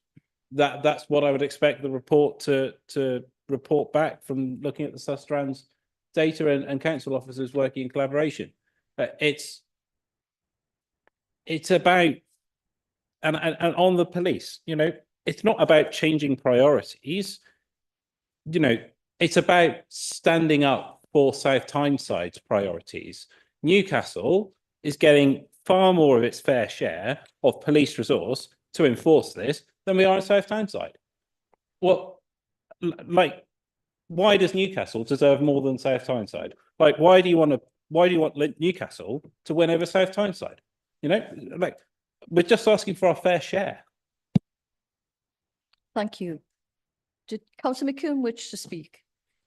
Yeah, is that okay? It was just a quick comment on some of the points. I do recognise a lot of the things that you mentioned there, but in terms of school streets, I think a lot of the issues and the complexities are more around secondary school children and the safety issues, the knife crime, the metro, etc. Whereas a lot of these school streets would be around primary schools. And I know certainly the school where my children go to, it would be amazing. And we get quite regular emails saying, can parents not park near the school? Can they consider not driving all the way? And emails about near misses as well. So I just think it's probably worth making that distinction, that it might not be as appropriate for some of the big secondary schools, but certainly the smaller primary schools are probably more appropriate in general. Thanks. Thank you. Councillor Smith, would you like to reply before we take the vote on the amendment? Yeah, thanks, Madam Mayor. Just to clarify, I scrubbed out point 2 just because on the discussions I've had with Sustrans that they already work with the police to try and enforce the school street schemes, and the issue is bringing in new schemes and is enforcement a little bit, but it's more to do with the bottleneck of actually getting the schools buy-in. That's why I added the points in there so the council can work with Sustrans and look at their data to try and overcome the issues in terms of getting the schools buy-in, and we can see where new school street schemes are most suitable. And I look forward to hopefully getting a scheme in Tona Avenue. Councillor McCabe and Lamont would agree to that as well. And just to recommend, if any councillors want to go to Sustrans' office, I would highly recommend that, and I can pass on any contact details if people would like to take up that offer. Thank you. Is the amendment agreed? Agreed. Thank you, colleagues. Can we now take a vote on the motion as amended? Is the motion as amended agreed? Agreed. Thank you, colleagues.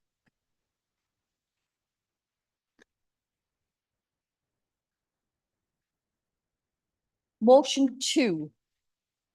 Supporting community ownership in South Tyneside has been submitted by Councillors Davies, Ford, Curtis, Herbert, R. Taylor, McEwen, Francis, Jane, Stonehouse, and Councillor Davies. Please present your motion.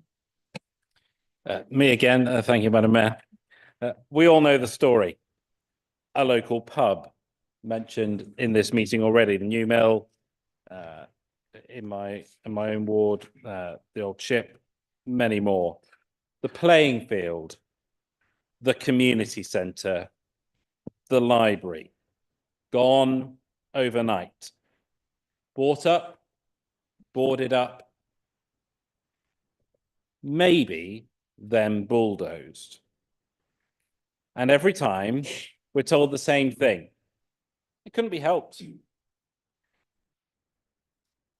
The market decides. Nothing we can do. But that actually isn't true. There is something we can do, and that's what this motion is highlighting.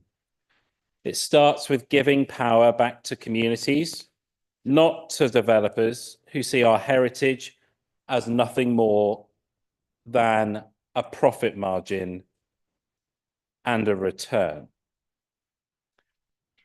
I look across the water again to the Pattern Makers Arms in Newcastle.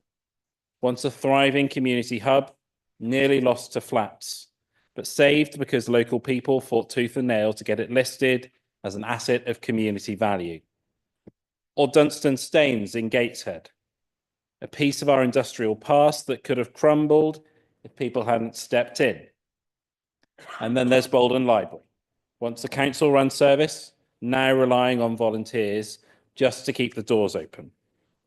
It shouldn't be down to communities to pick up the pieces every time we have to cut back services or provision, a vital space, when it's under threat. They should be protected from the start. But why should people have to scramble and beg just to keep hold of what should already be theirs? Why should we be forced into last-minute crowdfunding, petitions, and desperate campaigns, when councils should have the legal backing to step in and say, no, this place matters. This community matters. And this is why we need real enforceable protections for assets of community value. It's not just a label, not just a box-ticking exercise, but a real commitment to stopping the destruction of our communities before it's too late. Because if the developers, millionaires or not, can find loopholes to protect their tax breaks and investment, then working people should have the tools to protect the playing fields, halls, and green spaces. It's not about nostalgia. This is about fairness. It's about making sure places we love aren't stolen from under our noses. It's about stopping excessive, irresponsible development, treating South Tyneside like a monopoly board. It's about standing up and saying that when we talk about community, we mean it. In support of this motion, we're fighting for the places that matter, making sure that when the next pub, next library, or community centre is threatened, we don't just stand idly by and watch it disappear. We act and we can win. Thank you, Madam Mayor. Thank you. Is the motion seconded? Councillor Ford, do you wish to speak now or reserve your right? Right, okay, thank you. Does anyone wish to speak to the motion or move an amendment? Councillor Brown? Right. Councillor Carter, would you like to move your amendment, please? Thank you, Madam Mayor. Thank you. I do agree with the sentiments in the motion, but I just wanted to make sure that it is relevant to what we've got at the moment. And overall, I agree with most of the recommendations outlined in this motion, but the amendment deletes recommendation 3, and that is simplify the application process for ACV designation to make it more accessible to local groups. This process is a statutory one, and that the council must adhere to. But as well as that, the current white paper are just proposals at the moment at this stage, and the council would need to review its policies as and when the legislation is passed in relation to the proposals. It's reasonable to expect that any such legislation would stipulate the manner in which it is to be implemented, including the roles of local authorities. They haven't been sorted yet. Whilst the council are supportive of community engagement initiatives generally, the council need to remain impartial in this process and will further review matters if or when the new legislation is passed. Thank you. Thank you. Can we now debate on the amendment, please? Councillor Brown? Oh, is that seconded, please? Thank you. Right.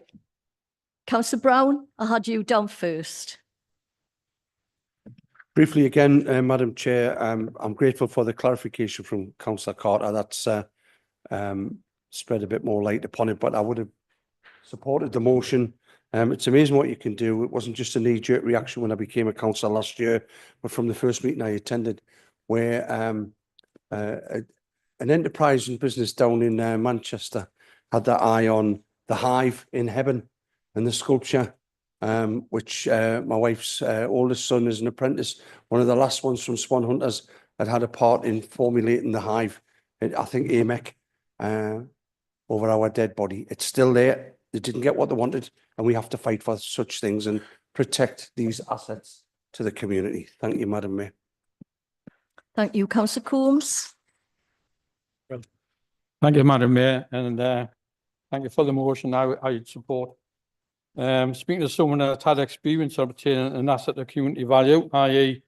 for Temple Memorial Park, I know how frustrating and a lengthy business that can be. We applied for it, had it rejected on the technicality, put the technicality right, applied for it again, bouncing back 4 or 5 times over a period of weeks until we finally got the thing through. After all, we were just trying to protect this park, gifted to the people of South Tyneside in recognition of their efforts during the last war. We now have that in place thanks to the efforts of the Friends of Temple Park Memorial Group. It should not be that difficult to protect our assets. Thank you. Thank you. Does anyone else wish to speak? Madam Mayor, could I have clarification? Councillor Coombs talked about Temple Park Memorial Group. Is that the Friends of Temple Park, the official group, or is that the unofficial group? Thank you. Thank you. Point of information for Councillor Gibson. There are 2 separate groups, Councillor Gibson. The original group, which I'm a member of, which was actually set up by Mr. Freeman, who you know, is the Friends of Temple Park. There is another group called Temple Park. Point of clarification. You are not the official group. Just a minute, Councillor. I never said we were the official group. The official group is it? That's not correct, Councillor. That is not correct. That is not correct. The official group was started by Paul Freeman, and it was called Friends of Temple Park. He started that. He left it. He then started a new group called Temple Park Friends, which is one the councillors recognise as the official group. That's the right position. You should get your facts right before you start bringing this down. Thank you. Thank you, Councillor. Right. Councillor Carter, would you like to reply or just take a vote on the amendment? Colleagues, can we now take a vote on the amendment, please? Is the amendment carried? Agreed? Thank you. Colleagues, can I now ask, is the motion as amended now carried? Is that agreed? Agreed. Thank you, colleagues.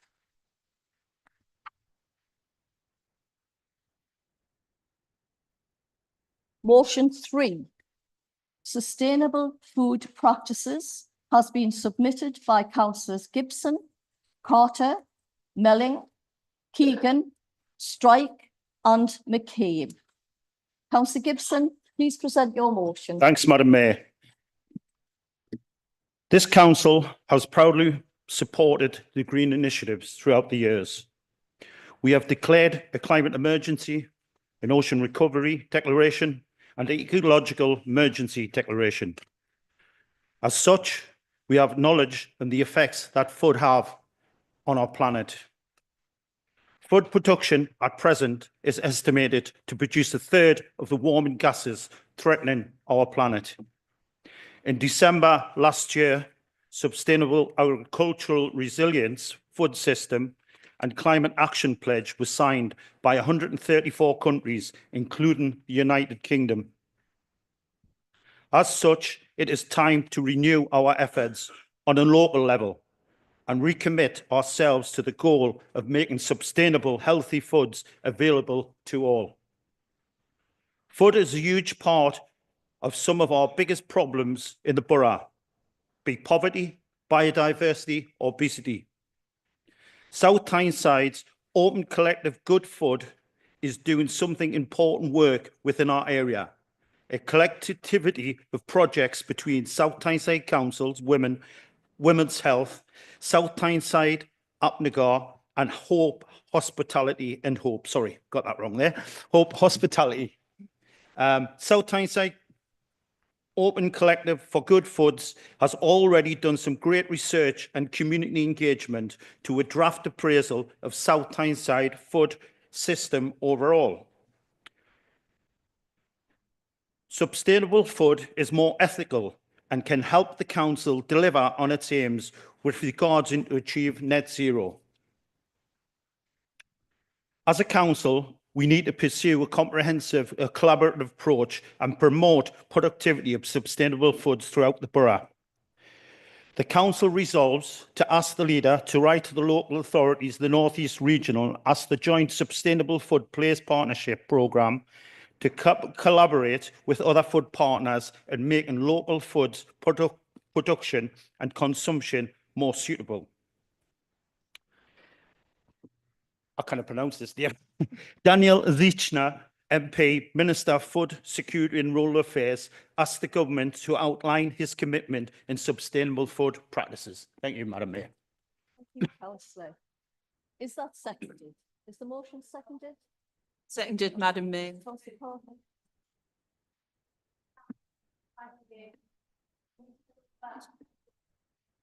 Please, please. Members in the gallery are not allowed to speak. You can listen, but you are not allowed to speak. Please, I'm sorry, I'll have to ask for you to be removed. Please, please do not mention anymore. Madam Right, Councillor Carter. Second, would you like to speak now or reserve? I reserve the right. Reserve your right. Right, the motion has been seconded. Are there any questions, or would anyone like to speak on the motion or move an amendment? Councillor Francis. Thank you, Madam Mayor. Again, I'd like to start with something I would hope we can all agree on, which is that food sustainability is a very important issue for the borough, as you've mentioned, in terms of health, in terms of food security, and of course, in terms of the environment and ecology in the borough. And the council has already done plenty of positive work on this.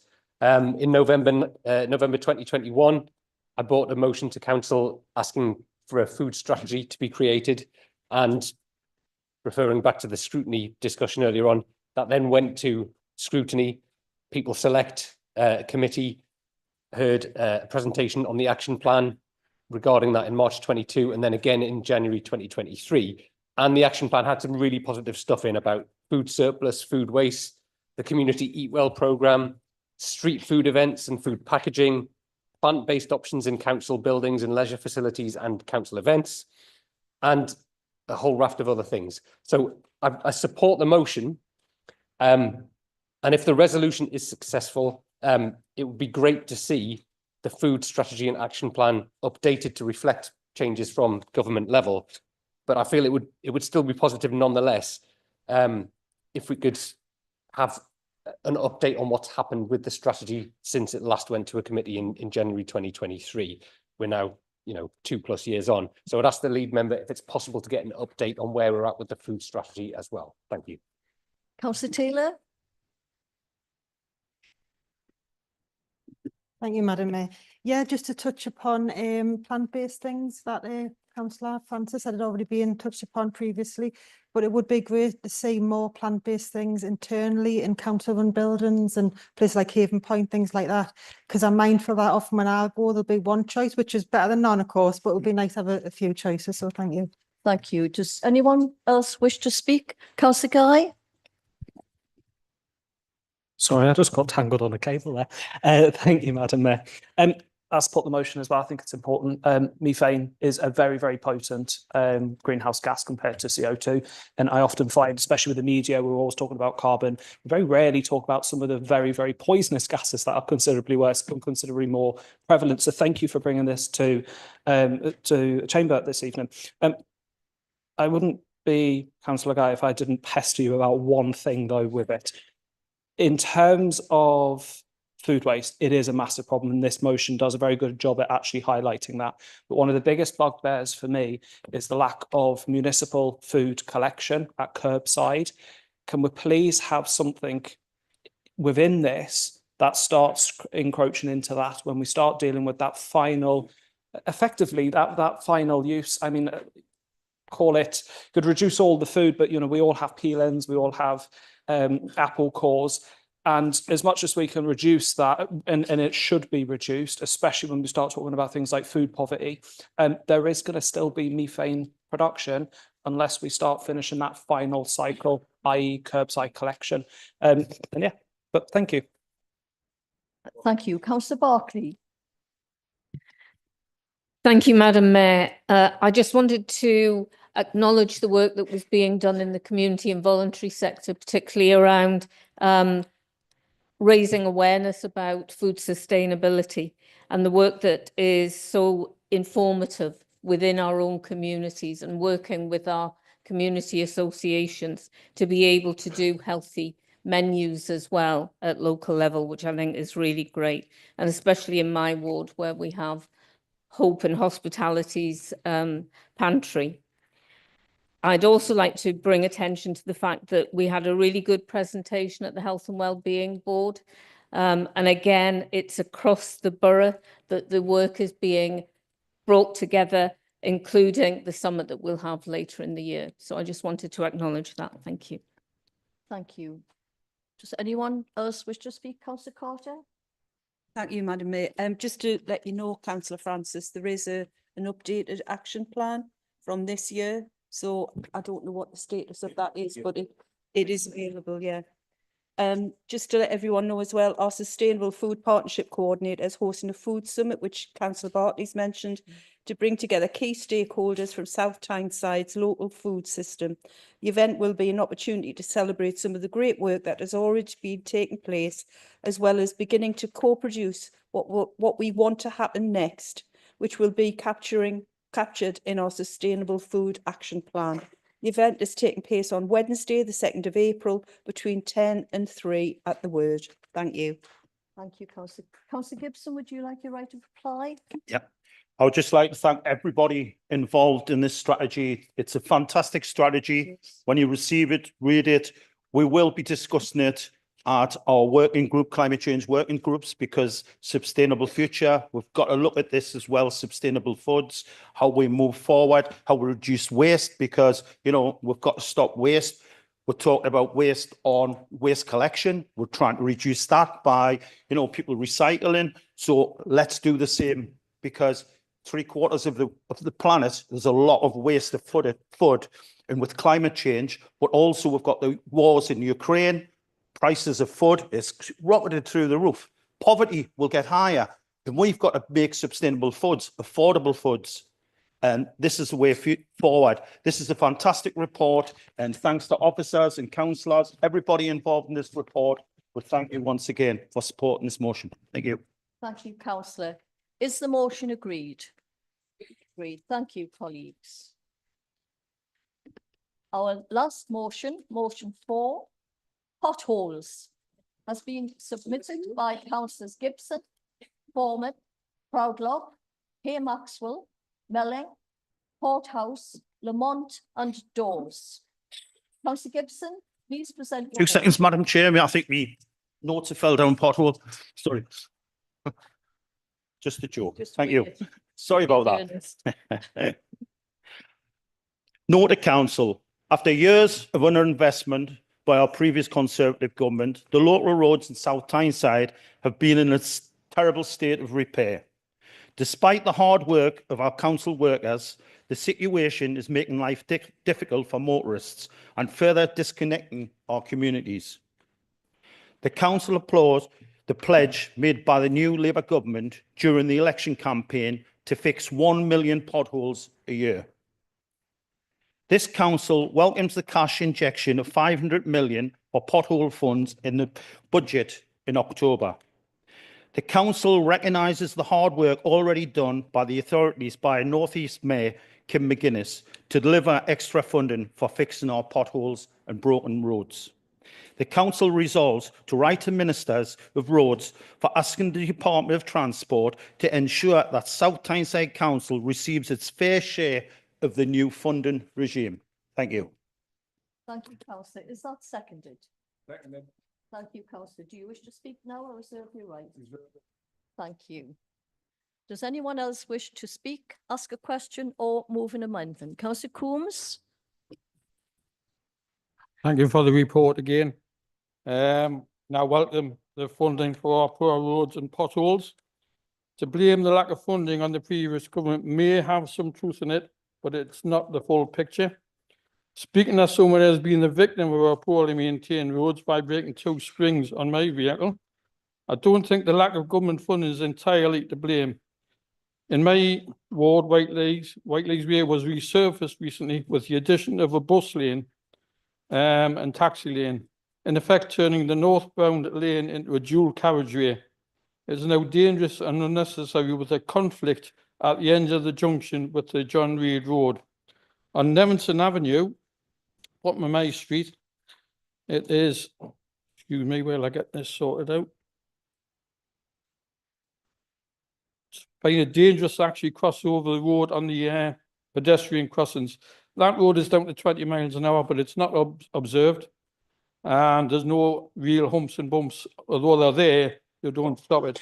At the same time, we've got roads like Temple Park Road, which needs urgent attention. It is only now safely negotiated either with a 4x4 or indeed a tractor. I'm all in favour of road safety, but we need to fix what's already broken before we make further mistakes. Fixing things which are not broken is what is eaten into our road budget. Thank you. Thank you. Councillor Palmer. Thank you, Madam Mayor. Thank you for that report, Councillor Gibson. I'd like to hope that we do get our fair share of this money, because some of our streets are absolutely disgraceful. Frankly, they're dangerous. I'm teaching my daughter to drive at the moment, and it's quite terrifying at times, not because of her driving, because of the state of our streets. I would like to hope that we get it, and when we do, if we do, there will be an even distribution of the funding over the wards in the borough, just to make sure that every part of South Tyneside sees the benefit to this. I'd like to give as an example one side street in Westow Ward, which is colloquially known as Pothole Alley, which is a very small, short side street with a shop on it that regularly has extremely large lorries making deliveries, and the road surface is a disgrace. So thank you for the report, and crossed fingers. Thank you, Councillor. Councillor Guy. Thank you, Madam Mayor. Completely support the motion. I don't think I would be true to myself by not pointing out that potholes is simply like plastering over the cracks. What fundamentally needs to be fixed is our roads themselves. A lot of potholes that you'll find are because of road surface deteriorating. And although putting tarmac in a pothole is greatly welcomed rather than your car falling through what feels like the heaviest fudge you'll hear, it's still, once again, we're plastering over the cracks of our infrastructure. I think I completely support Councillor Owens Palmer's comments around making sure that we have an equitable distribution across all wards. Again, I do feel at times that there is areas that are better than others. I'm not going to point any wards out, but I just would prefer a little bit more transparency, potentially utilising scrutiny committees for that, to make sure that all wards are receiving their equitable shares. And obviously taking into account, that some wards have got major arterial routes running through them and will naturally have more wear than other routes. But just make sure that that is a transparent process that happens. But I support the motion, and thank you. Thank you. Councillor Roberts. Yes. Yeah. Yeah, I support this motion. Obviously, any funding we can get is welcome, but several reports have shown that we need several £1 billion of investment to catch up with the backlog. So hopefully this is just a start. Also, several potholes in my ward where I report them every few months. The repair is very ad hoc, a little bit of tarmac thrown in, patted down. Within a few months it's out again. So hopefully this will allow us to make repairs that are more permanent. Also, it's just to be a bit constructive. It says that the council is going to write to the Minister of Roads.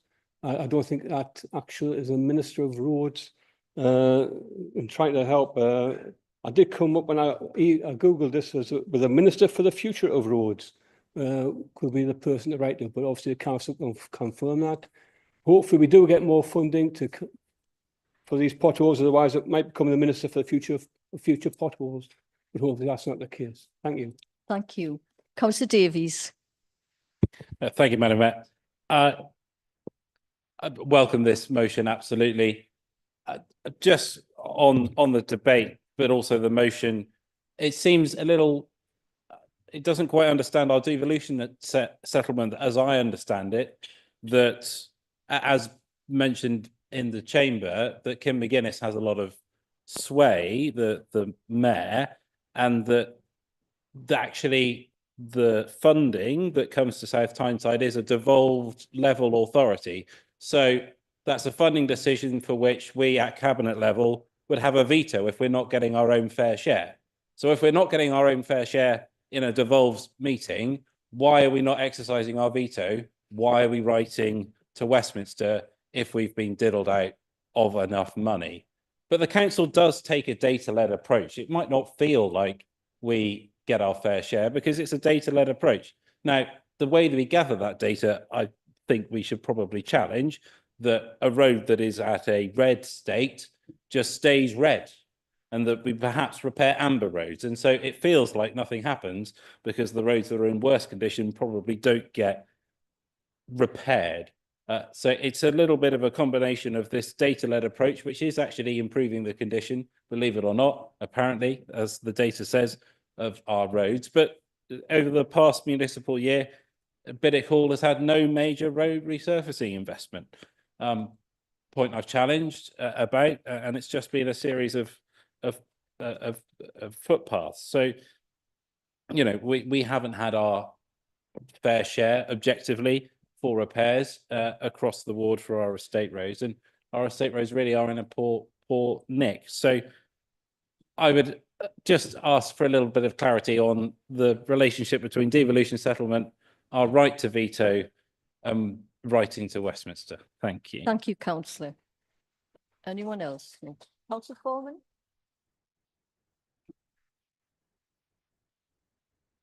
Yeah, I think the biggest point that's been made in here is the fairness, and I would fully support that, because no matter which ward you're in South Tyneside, everybody's got that problem. So I'm looking forward to the amount of money we're going to receive, and to make sure that the fairness really does start here, because everybody has a story about their ward, and I just hope that the fairness comes through and everybody's able to fill their potholes in.